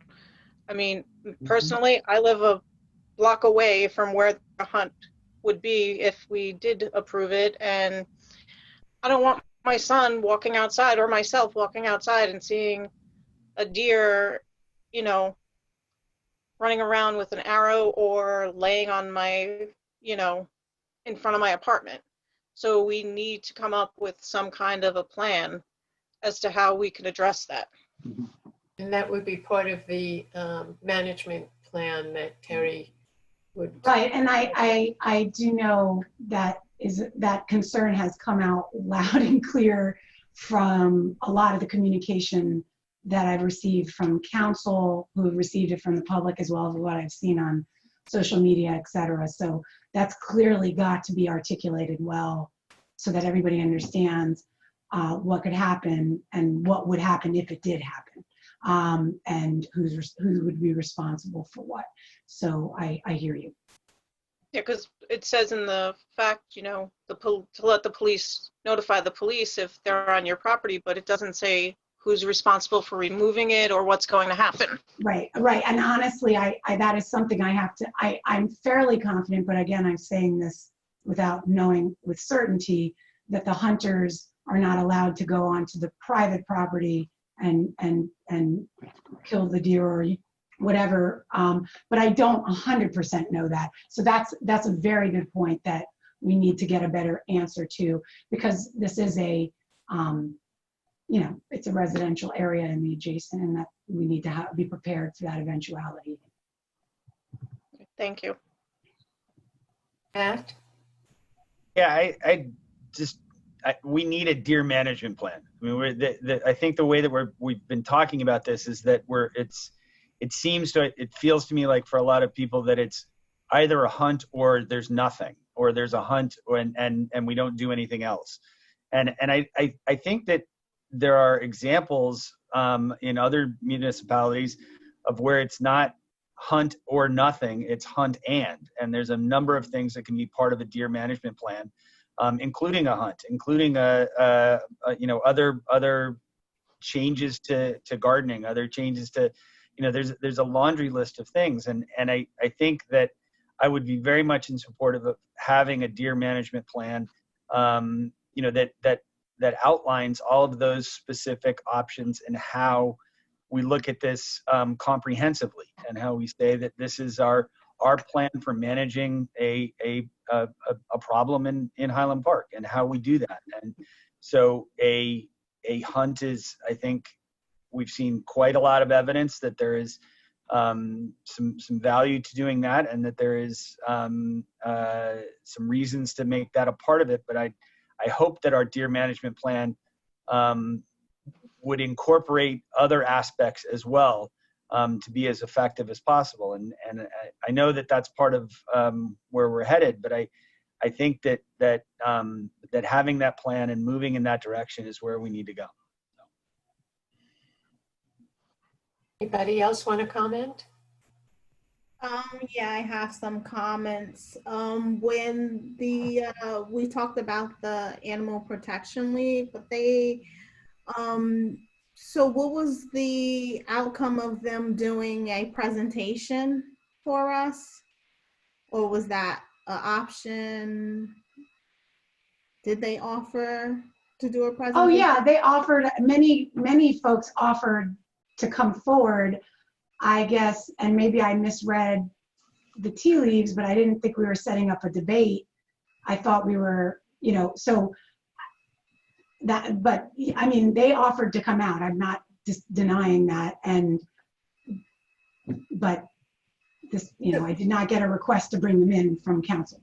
So Terry, all of the groups that you spoke to, are they scientists, ecologists?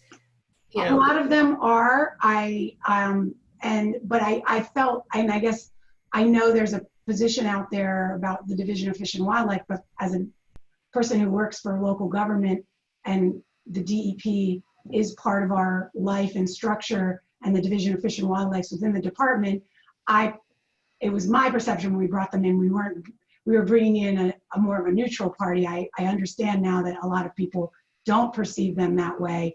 I would argue that the APL is an advocacy group that does not agree with hunting. Like, that is a fundamental tenet from having talked with them. Not to say they don't have other ideas, many of which were articulated by the Division of Fish and Wildlife and will appear in the forthcoming FAQ. So that was a call that, I guess I thought we all made, but if I was perceived as a roadblock, that wasn't the intention. But there are plenty of groups that could be called out to present. I will just tell you now, our residents have done a good job of representing a lot of what the APL would have said if they came out, in my opinion, from talking with the director over there. So it's up. But one of the residents did mention about the hunt that happened over the weekend in Saddle River, which was Saddle River government had reached out to New Jersey Fish and Wildlife, and nothing against the state, but yeah, we're state run, that's all well and fine. And that's where in their area that they had basically where the hunt was going to happen was bigger than the Meadows. The Meadows is not even the size of the Stop and Shop parking lot. I'm not sure that's true, Stephanie, but okay. Well, and the deer are gonna come out. I don't think it's a 14-acre site. Everything that, you guys are afraid of that's what happened in Saddle River, and that's what's gonna happen in Highland Park. And I don't know if everyone is ready for that. I don't think you can say for sure that that's going to happen in Highland Park. I think that there's been a number of controlled hunts throughout New Jersey and throughout the country that have been successful and have done helped with the process. I don't think that to say that it happened in Saddle River guarantees that it happens in Highland Park. I just don't see that as a reasonable argument. I think that the point that we need to move forward with is that there is a process by setting up a deer management plan that takes into account the goals that we want for a deer population, what we want in terms of all of the different aspects. And I think that having that deer management plan in front of us is what we ought to be discussing and talking and moving forward on. And I think that hunting is a part of that, or culling is a part of that. And I don't think it's right to say last week it happened in Saddle River, so therefore it's guaranteed to happen here. If we have a plan, if we have a solid, good plan working, developed by Terry, developed by a group that has done this before, I think that we can sensibly and responsibly work on this issue. And I don't. And but the deer management plan doesn't include the deer-friendly HP people. It doesn't include the residents that spoke tonight. It doesn't include their plan about them working with the residents in town that want to deer-proof their garden. It doesn't include them. And what I said at the beginning in my very first statement is that it absolutely could include some of those things as well as part of a deer management plan. It doesn't have to, it's not a either or. It's not that you have to do either or. You could have people working with residents on changing their landscaping, and that could be part of a plan. It doesn't have to, just because you do a hunt does not necessarily mean that you can't do those other things. And so that's why I think looking at a plan in totality is the way that we ought to move forward. So I see Elsie, Phil, and then Terry. I just want to say that when in 2017, when we started getting the letters of complaints from residents, and some members of the council approached myself and said that we need to look into what we can do with the deer population, because we were getting letters about ticks, about Lyme disease, about them not moving and eating. They're on people's property. They can't get out of their car. They can't get out of their home. They're worried about their children and all those other components. And we went in and we started looking at ways in how can we fix this? What can be done with the deer population, the growing deer population? And as we continue to build in town, we continue to displace them. And essentially the population got bigger and bigger, and people are feeding them personally. So the population continues to grow. At that time, I asked Terry to help me out with this project. She was more than happy to help. We started reaching out to different agencies. We kept all of you informed of what it is that we were doing. The agencies came in, we had the conversation with them. She went ahead and she did a tremendous amount of research and putting this together. And I don't want to see anybody throwing her under the bus. If you're going to throw somebody under the bus, throw me under the bus. She was only going by the direction that most of us on council had agreed that we should go out, do the research, come back, have the discussion of where to go. That's all I have to say. Phil? Yeah, to go back to what I had said initially, that we need a deer management plan that includes not only how the hunt would go, but also what is the off-season or the non-hunting season plan to deal with all of the issues that we've talked about, from the incursions. I know 2 or 3 years ago, the Environmental Commission, which sponsors or heads the Meadows Trail, was talking about deer trail cameras where we could have monitored it, but for various and sundry reasons, including the health of some of the members, that we weren't able to get it done, and then the pandemic set in. But I have to echo what Matt said, that a deer management plan that we're talking about, or that I have in my mind, and I think the other council member has to address all of this, and may well lead to, I know a lot of the emails coming in saying there are people available to talk about planting. Anybody who used to walk down South Second knows I used to have a whole hedge of roses that made everybody happy when they were in season. And the deer grazed them so bad, I finally ripped them out. We could do that. I don't see that as a major thing. But some of the other issues, the environmental issues, the health issues, I think are more significant on both sides of the issue. I agree with Matt. The deer management plan would be something for council to approve or not approve based upon a year-round plan, which might include a hunt, might include other things, might include citizens groups, provided that they're willing to do the work of a year-round committee to advise and assist in local property issues and so on, of all of those things. That I agree with Matt, that's what I envision.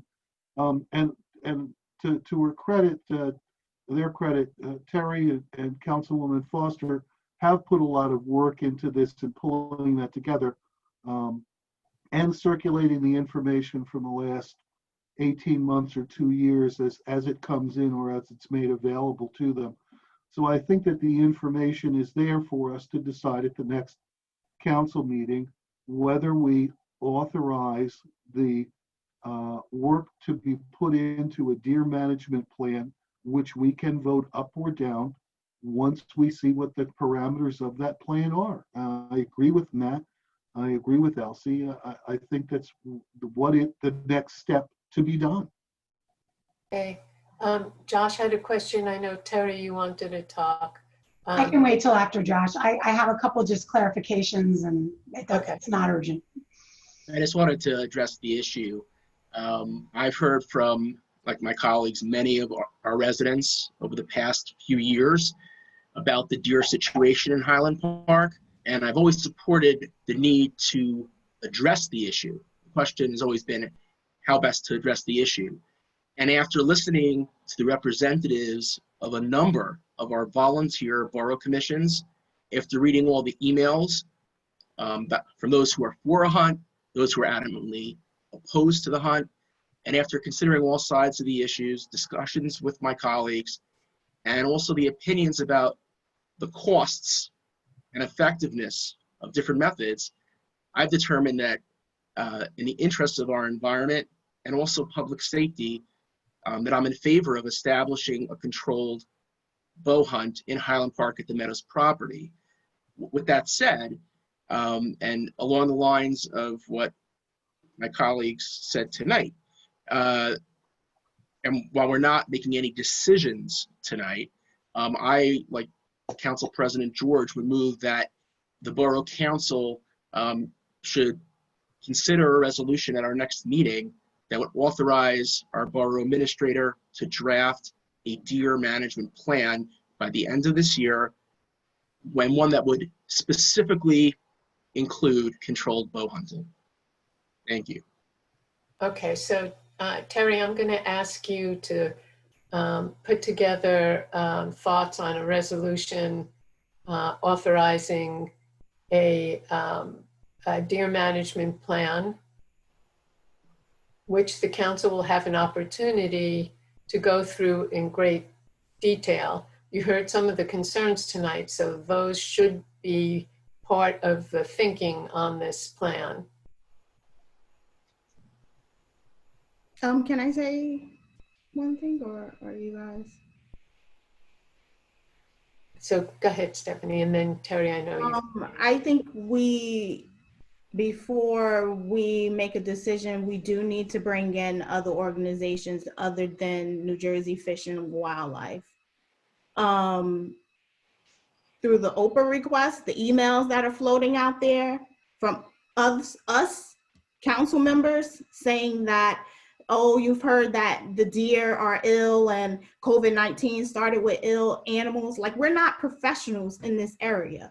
So, I mean, this is from council members that wrote this in emails. Like, we definitely can't be one-sided. And yeah, it's advocacy groups and it's other, well, yeah, we all were concerned when back in 17, when residents were sending those emails, but we weren't, at that time, I didn't know the answer was a controlled bow hunt. When I had looked up deer management, the only answer there wasn't a controlled bow hunt. But you guys can do your resolution. To your point, Stephanie, when we do bring in groups, I think it's important, science matters. We need to have scientists that are making their recommendations to us. Okay. Do you mind if I jump in? Just a couple points I think that struck me after hearing some of the public comment. I think actually after my conversation with you, Mayor, when we checked in earlier this week, because first I'd like to just be on the record saying I am actually neutral on this issue. I'm just doing my best to provide council with the best information that I've been able to find, that I find to be credible, that is fact-based, and basically address the overpopulation question that seemed to kind of, in my opinion, run through a lot of the commentary about the concerns around the deer. Because yes, the landscaping was a nuisance and a complaint, but we did hear a lot about just they're in my yard all the time in a way that they just never had experienced before, not moving out of the way. And while I know there's difference of opinion on how intimidating that is or isn't, you know, it seemed like we'd hit a kind of a crescendo in terms of the population numbers. And so when I said do nothing, it was a little bit to be provocative in that, to try to kind of frame a decision tree, because of course it was never in my mind that we can't do education. Shade Tree has been putting out information on deer resistant plants for a long time. You know, there is stuff. We already passed an ordinance on no feeding. So it wasn't really to say like tie our hands and do nothing, but in terms of what the borough can do on its property and with its powers, the options are, and our budget are fairly limited. And so that's kind of, I just want to clarify kind of what I meant by do nothing. And because I don't think any of you know me to be someone who's going to say, we can't do anything about that, you know, or we can, you know. So I just want to make that point. And I think in the member of the public who called out that quote in the FAQ, which others will have a chance to see eventually as soon as we finalize, if you read the actual abstract in the study, they're talking, they speak about recreational hunting and hunting for deer management is kind of my lingo, as two different things. And we're not, and I guess this is an important distinction to make when I say controlled bow hunt, if our goal is population management, because of all these problems that we have in town, we're not here to make recreational, I don't think anybody on council, I'm not trying to speak for you, is like looking for fun things for people to do on the weekends to recreate. I think we're trying to solve a problem in an effective, responsible way. And so when we say, while what we'd be proposing fits in with the same rules that recreational quote hunting would have, what I've been trying to explore are opportunities to bring in at low to no cost, highly experienced hunters that would use highly expert equipment to try to eliminate deer from the property. Now I know it's an uncomfortable thing for me to say out loud. This is not in my culture. I don't hunt in my family, but I'm just trying to explain that there is a distinction between recreational hunting and so forth. And when you click the link and you read the article that's associated with it, they're talking about fertility and recreational hunting versus bringing in expert bow hunters to just try to deal with the population, which was effective. And I would like to say there are communities who have done various forms of controlled bow hunting where the natural areas have rebounded. Rutgers is one right next door, and they've actually increased their program a little bit because I think they want to see what else they can achieve. So I do think it is a viable approach, but if hunting is something that is ethically off the charts for somebody, I'm not going to sit here and tell them that they're wrong. I think that's a valid belief, but I do think it can play a role. There are lots of questions that need to be fine-tuned and answered. However, if we're still discussing should we hunt or not we hunt, it's kind of hard to really in earnest go after the answers to those questions. So I think, so anyway, those are my points. Sorry. Could you also, because you and I have talked about this, and I'm not sure if all the council members are aware of what is permitted by the state and what is not permitted. In terms of, I'm sorry, be a little more.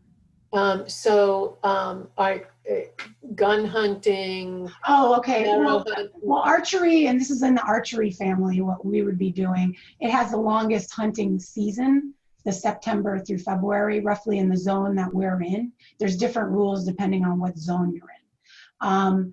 I'm looking into kind of what kinds of archery weaponry is appropriate or not according to state law. But again, the borough, because it's our property, we can set our own rules as long as we're more restrictive than the state. We can't, if the state says you can do rifles 5 days of the year, we can't say it's going to be 20 without having special permits and what have you. So there are regulations that government, there are bag limits that we would have to abide by, rules about antler versus antlerless that would all have to be abided by if we were to move forward. And those regulations are very clear and the hunters are very aware of them.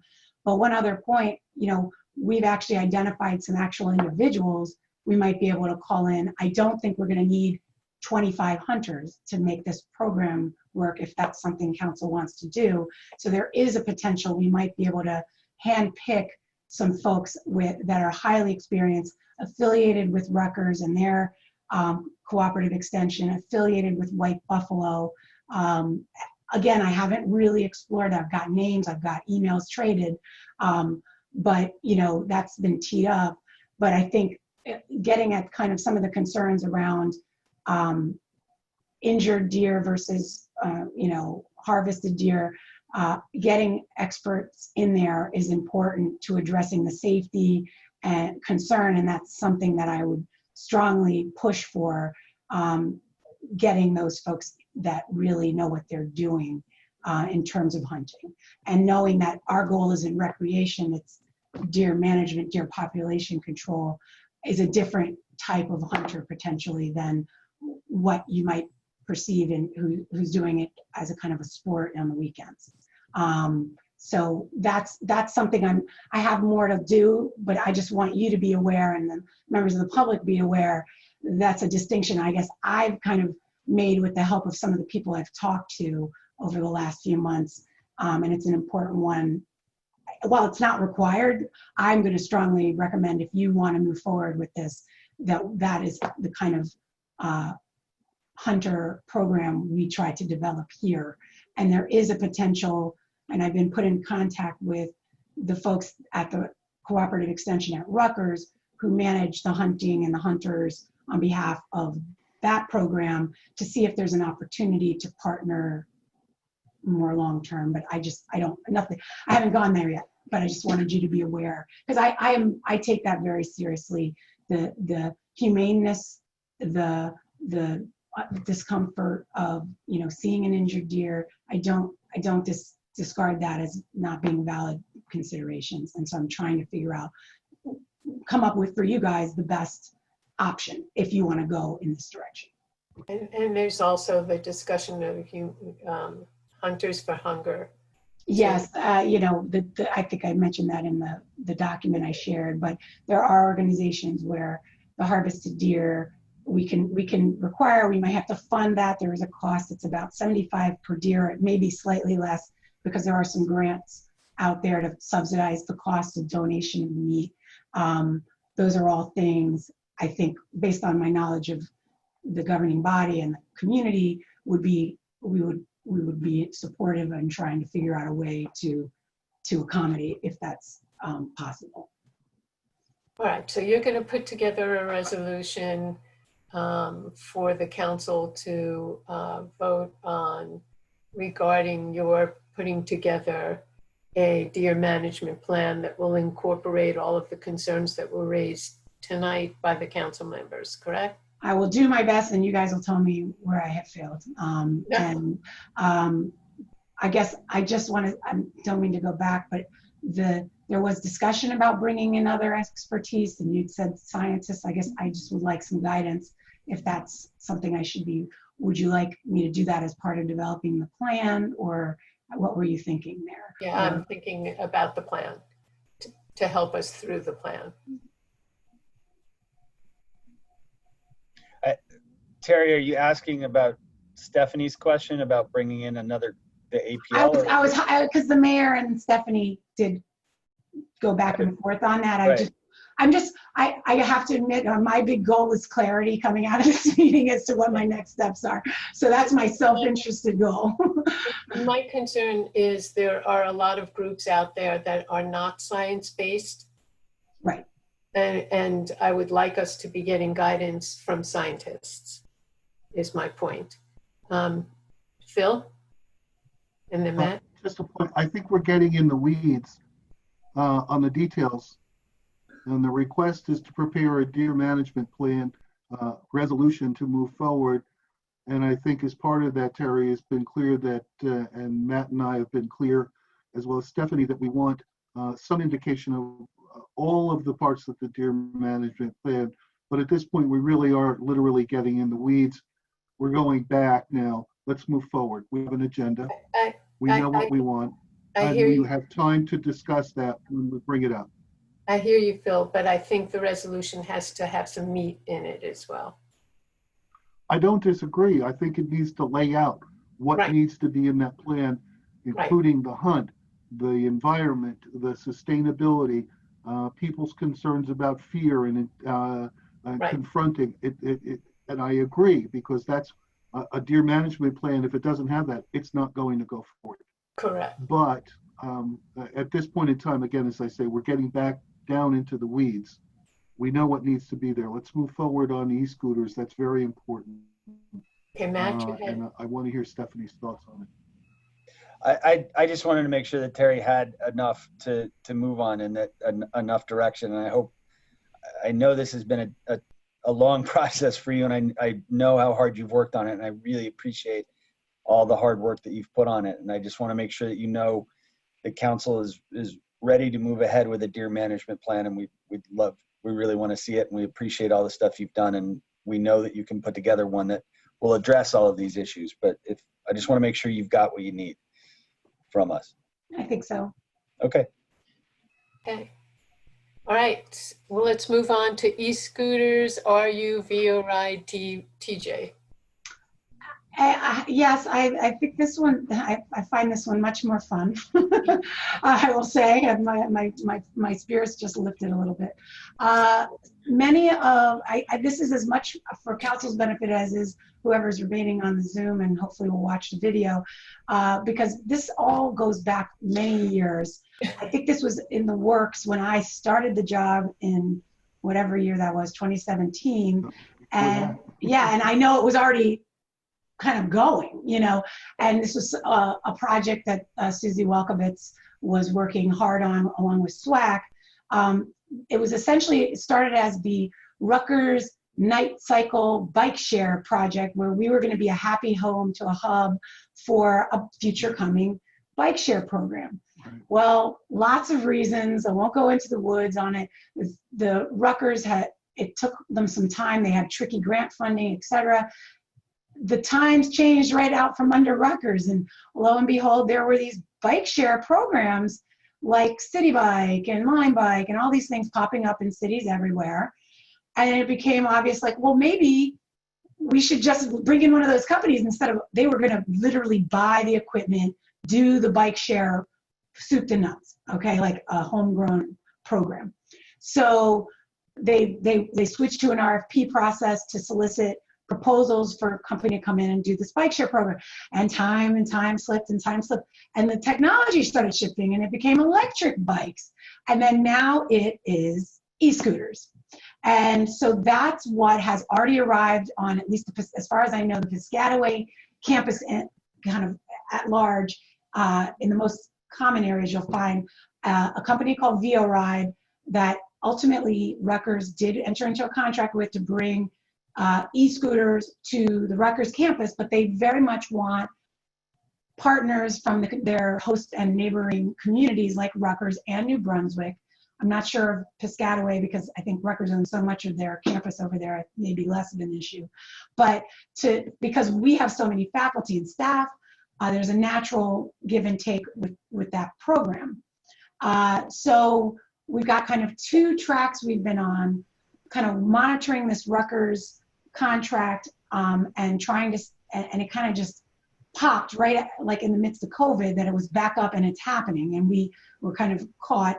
But we, and Ed can kind of fill you in on, he's done some like looking into the contract side of it, but we have kind of two parallel tracks we're looking at it, because it's also a public safety question. Because e-scooters are here, if we decide not to go into an agreement with VO Ride, the public, they're legal and they are in town. We've all probably seen them by now, and our own councilwoman sports one from time to time. So they're here. And so are there any concerns of a regulatory nature that we need to address as part of this just technology being part of the landscape? And then at the same time, if there is an e-scooter program in town through VO Ride, how would that work and what should be in that contract? And I guess I wanted to use this as kind of a relaunching of the discussion more publicly. I've discussed this in various committees already with public safety and economic development. But I just wanted to, I asked for this time just to be able to put that out there. Phil, I'm sorry you're waving your hand. I just wanted to finish my thought. No, that's, no, I just want to get in queue, that's all. Yeah, okay. So I guess I wanted to launch that. I've shared various documents with council members. New Brunswick does have an e-scooter ordinance that governs their treatment of ordinance, and so we've looked at that. Ed's firm has also looked at other ordinances from other communities and given us a really good memo on kind of things to consider that we need to be looking at, and we'll certainly make more public once we're kind of got our feet under us with it. And we're also trying to track down Rutgers contract because we're curious what that looks like to try to inform our discussions with this contractor. And with that, I'll leave it there. I know there have been discussions in the public safety and economic development, so maybe that's worth expressing here now too. But that's where I'm at. Okay, so I saw Phil's hand and I saw Matt's hand. So Phil? Just briefly, really, I've read over the materials and gone back over all the e-bike and e-scooter materials that I have going back some years. I'm very much a proponent of electric vehicles, as you'll know, but I have some concerns from observation and also as a prosecutor with how people, young people versus students and adults operate their e-scooters. And I think basically where we are is we could talk about, the company expanding into Highland Park, and we could set rules like our borough attorney has discussed, but they would also be the operating rules for everyone. My only concern, and I've said before at public safety meetings, that the e-scooters off the main streets, like down into the neighborhoods, are like bicycles. They operate like bicycles, not necessarily stopping at stop signs. They may not necessarily have to. My concern, though, is number one is their use on the sidewalks. We have narrow sidewalks and we have pedestrians who pop out of stores. We have seniors who can't move out of the way. We have e-scooter operators who probably should not be operating on the sidewalks.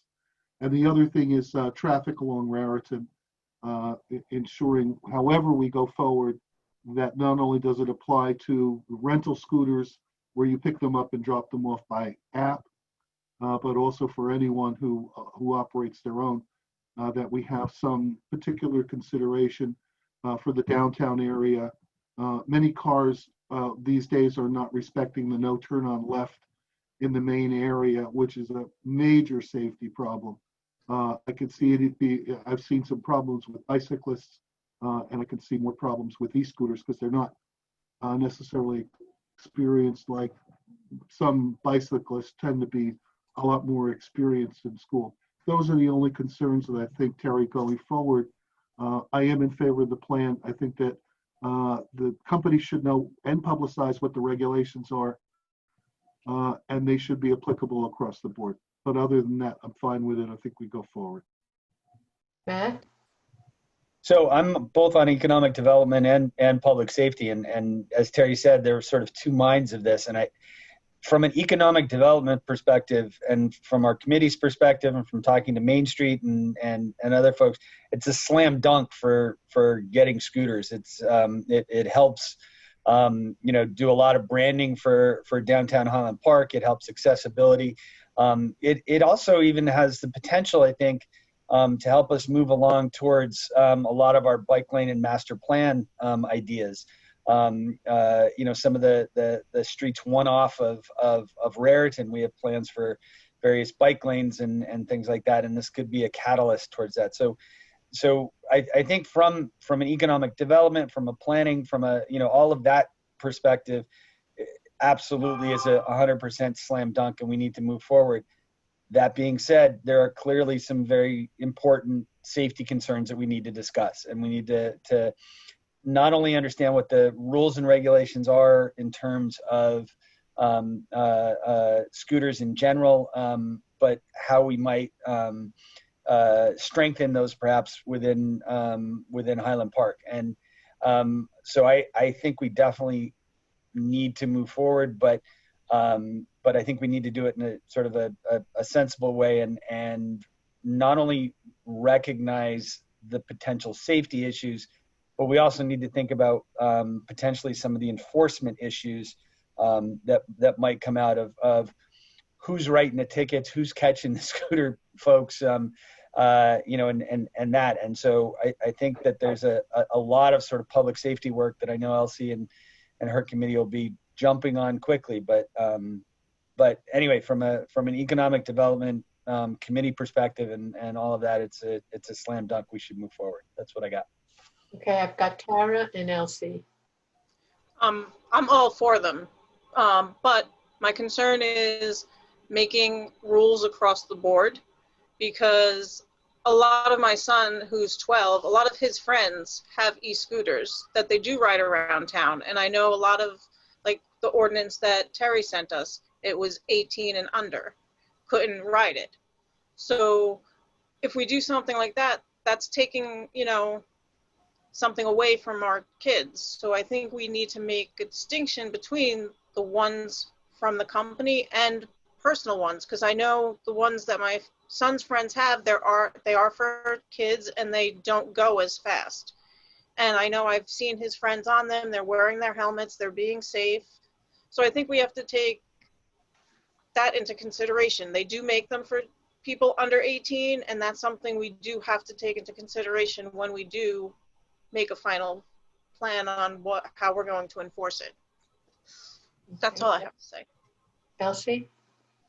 The enforcement part of it is what I've been looking at, and we've been looking at in public safety, because do they ride on the street? Do they ride on the sidewalks? And we know there's a huge problem with people riding bikes on sidewalks, and people who are with wheelchairs and canes and walkers and what have you. And that creates a whole other area. And the enforcement piece is the public safety piece, enforcement piece. One of the things I asked to look into, do they come with with bells, so they can ring the bell so people would know and be aware that someone is on a scooter, or, to notify people if they're going to be riding on the sidewalks. And it's not really clear if they can or cannot be on the sidewalks, because bikes can be on the bikes should be in the shallows, and all of that should be in the shallows, but we're not even sure based on the tiny of these shallows that we have. So we have to look at the public safety aspect of it a lot more. And now that Tara has mentioned that when the law came out, it said that that e-scooters are allowed, but I'm not particularly aware of if there was a minimum age to have the e-scooters, and that's something else that we're going to have to look into now in the public safety realm of things. Right. Because the enforcement piece is going to come in, and the more and more we see folks riding their scooters around, there's going to be a lot more. When things go back to some kind of normalcy, a lot more people are going to be riding scooters. And so we have to look at how to keep everyone safe on these things. Stephanie, you mentioned something about New Brunswick to me the other day. Do you want to? So Saturday I was in New Brunswick at the Young Dems event, and you guys know Keith Jones is the chief of staff for New Brunswick. And there were scooters everywhere. I didn't even know that they had started. There were two people on one scooter. They were everywhere. Keith told me they were riding up on the parking decks. I don't know if the city, because of the relationship with Rutgers and then the city, I don't know how much they were both, I guess, in contact with each other. His advice to me was to wait, but I think we can learn from them and just be we need to make the rules more, when we're negotiating with this company, we have to really express through public safety every bullet point. We got to go through everything. if they can set the geo-fencing on certain areas that we feel are more, I guess, populated, we should really look into that. Also, with the scooters, I think in economic development, we talked about, I guess, basically what's in it for Highland Park, as far as, are we gonna get anything for the rentals as well? Terry, I don't know if you got a chance to look into that. Does the company give anything to the towns, or no? Well, we're looking into it. Ed's firm has requested to see what Rutgers is getting, if anything, just to get, I mean, companies, there are situations, I believe, where companies do pay, but it's also probably commensurate with their market and the volumes, and I just don't know where I tend to think we're probably not as critical as New Brunswick is on the big scheme of things. Yeah. To ride, just because that more of the student body and some of their target market may be there now, but you don't know unless you push. So we haven't given up on that. I mean, New Brunswick's ordinance even stipulates that any commercial, VO ride-esque kind of service would have to pay something to the host municipality. I forget what the amount was. But whether or not they can actually command that, just because you put it in ordinance doesn't make it so. So I'm imagining that's part of their negotiation right now.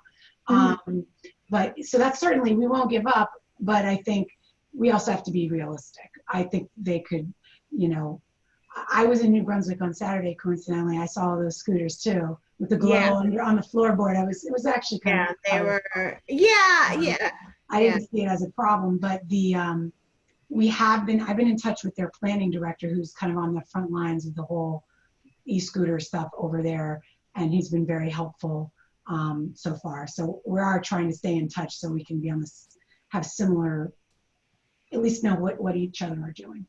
And also, we had discussed the contract, the length of the contract, and the economic development too.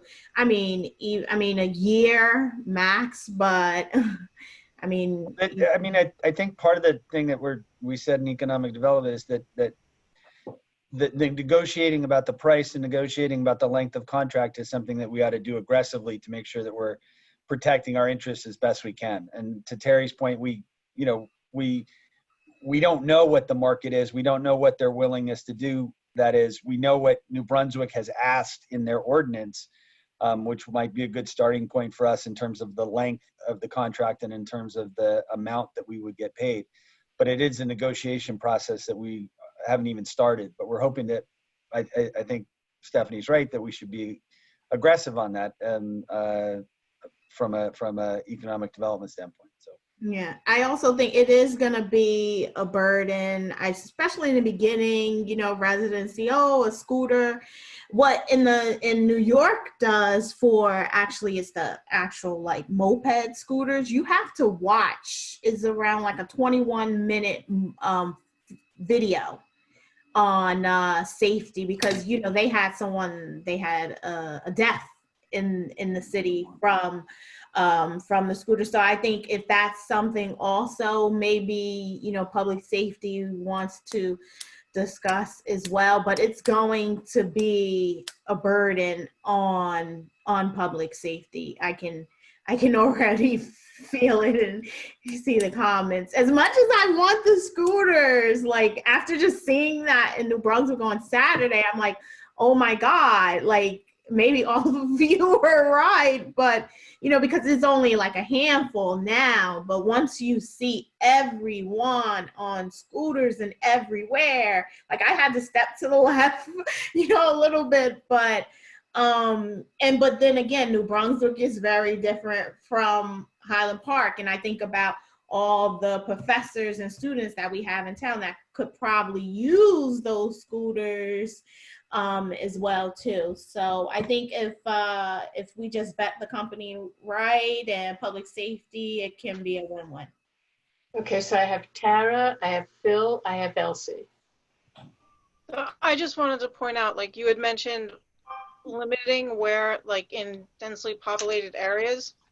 I'm probably in the most densely populated area of town. I live in an apartment surrounded by 3 other apartment buildings. But most of my neighbors either work at Rutgers or are Rutgers students. So limiting it in my part of town really doesn't make a lot of sense because those are the people that are going to be using it the most. Maybe limiting the blocks that they can go on, but we definitely need it in this side of town also. I just wanted to point that out. Phil? And then And just briefly, a couple of things. I'm not advocating limiting it to any part of the town. You can't. To Stephanie's point, Steph, Sunday I witnessed what I think was the first e-scooter race down South 2nd. You know, knowing racing and motorcycles and bicycles as well, that was definitely a look of a race on their faces. So it's coming. I also note that the problem is significant enough that Hoboken is now advertising for a director of micro transportation to be able to supervise the issue, all of which we're talking about. But again, I don't think we even can really regulate. I'm just concerned that both the company and the public use of them adequately protects, and I believe it's primarily downtown, to have the safety requirements in place. Otherwise, I no longer have any objection to the e-scooters other than the downtown traffic and the sidewalks. Elsie? I was going to follow up that late last year, that when the e-scooters were out, we had seen where in Elizabeth where a student had gotten ill because he was on his scooter, and you know, the safety part of the whole thing, that's what concerns me more than anything else. So to look at Hoboken, Jersey City, Elizabeth, and our next door neighbor Metuchen, because they have the scooters. So we are looking at everyone to see how do we best put safe practices in place that everyone remains safe on their scooters. And how they use the scooters much more effectively. And as to Stephanie's point, if there could be some kind of training that's involved, although the legislation that authorizes e-scooters never said that, but that would be like a manufacturer package that would have a video in it, because there's no legislation saying that they have to watch it, watch a how-to or safety video with e-scooters. So it's going to be interesting, but my biggest part of the whole e-scooter thing is how do we keep everyone safe when people are out using their scooters? And that's going to be the next thing, that everybody's going to get a scooter and they're going to scoot around. It's cost effective, it's better for the environment and all the other kind of stuff. So my biggest thing that I'm going to be watching is keeping the public safe with people who are riding and utilizing their scooters. Lieutenant Satchow, I see you're still with us. Do you have anything you'd like to add to this discussion? Well, I will say that I've been trading voicemails with an officer from New Brunswick that had done some groundwork on the program. I've not gotten his thoughts on that yet. Obviously, there are some safety concerns. I would say, you know, if you've never had an opportunity to ride one, I recommend it. I did it in Washington, D.C. It's a lot of fun. You know, Highland Park has kind of a different dynamic just because you know, as you guys discussed, the sidewalks are narrow. You know, congestion on Raritan Avenue is obviously a concern. You know, that's the type of thing that I'm going to be looking at, you know, going forward. Obviously, public safety is priority in this matter. Right. Thank you. Okay, Terry? Just real quick, because it came up a couple of times. One of the selling points, I put in quotes, for the VO Ride group was when I should have mentioned Rutgers invited us and New Brunswick to serve on the selection committee that ultimately did choose VO Ride. So we had some opportunity to see what the alternatives were and give our 2 cents. And one of the advantages of VO Ride was they had represented, like they do a lot of outreach and education around use of their product. This all predates COVID, so that has changed some of their, I had a call kind of post-COVID with the director of the organization to try to reconnect, and they're still trying to figure out, but I'm sure they have videos, I'm sure they have information that we could put out about proper usage. I know the borough attorney's office even suggested, I don't know if VO Ride can do this, but like before you rent your scooter, you have to show you're wearing a helmet. I don't know how I feel about that. I'll just be on the record as that, but there are things we might be able to insert. I don't know if that's something their technology supports, but we can look at that as ways. But I do know that they have a good sense for education and safety, and we could use that material in our own communications and outreach.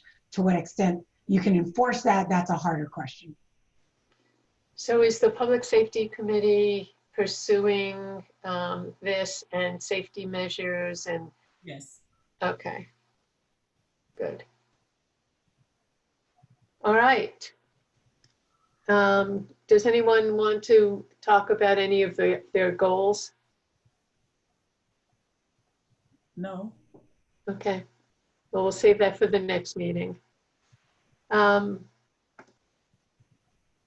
Before I ask for a motion to adjourn, I do want to wish all of our residents that are celebrating the coming new year, Lashana Tova, and may the entire world see peace and health in the coming year. May I have a motion to adjourn? And adjourn. Thank you. Good night. Good night. Good night, all. Bye.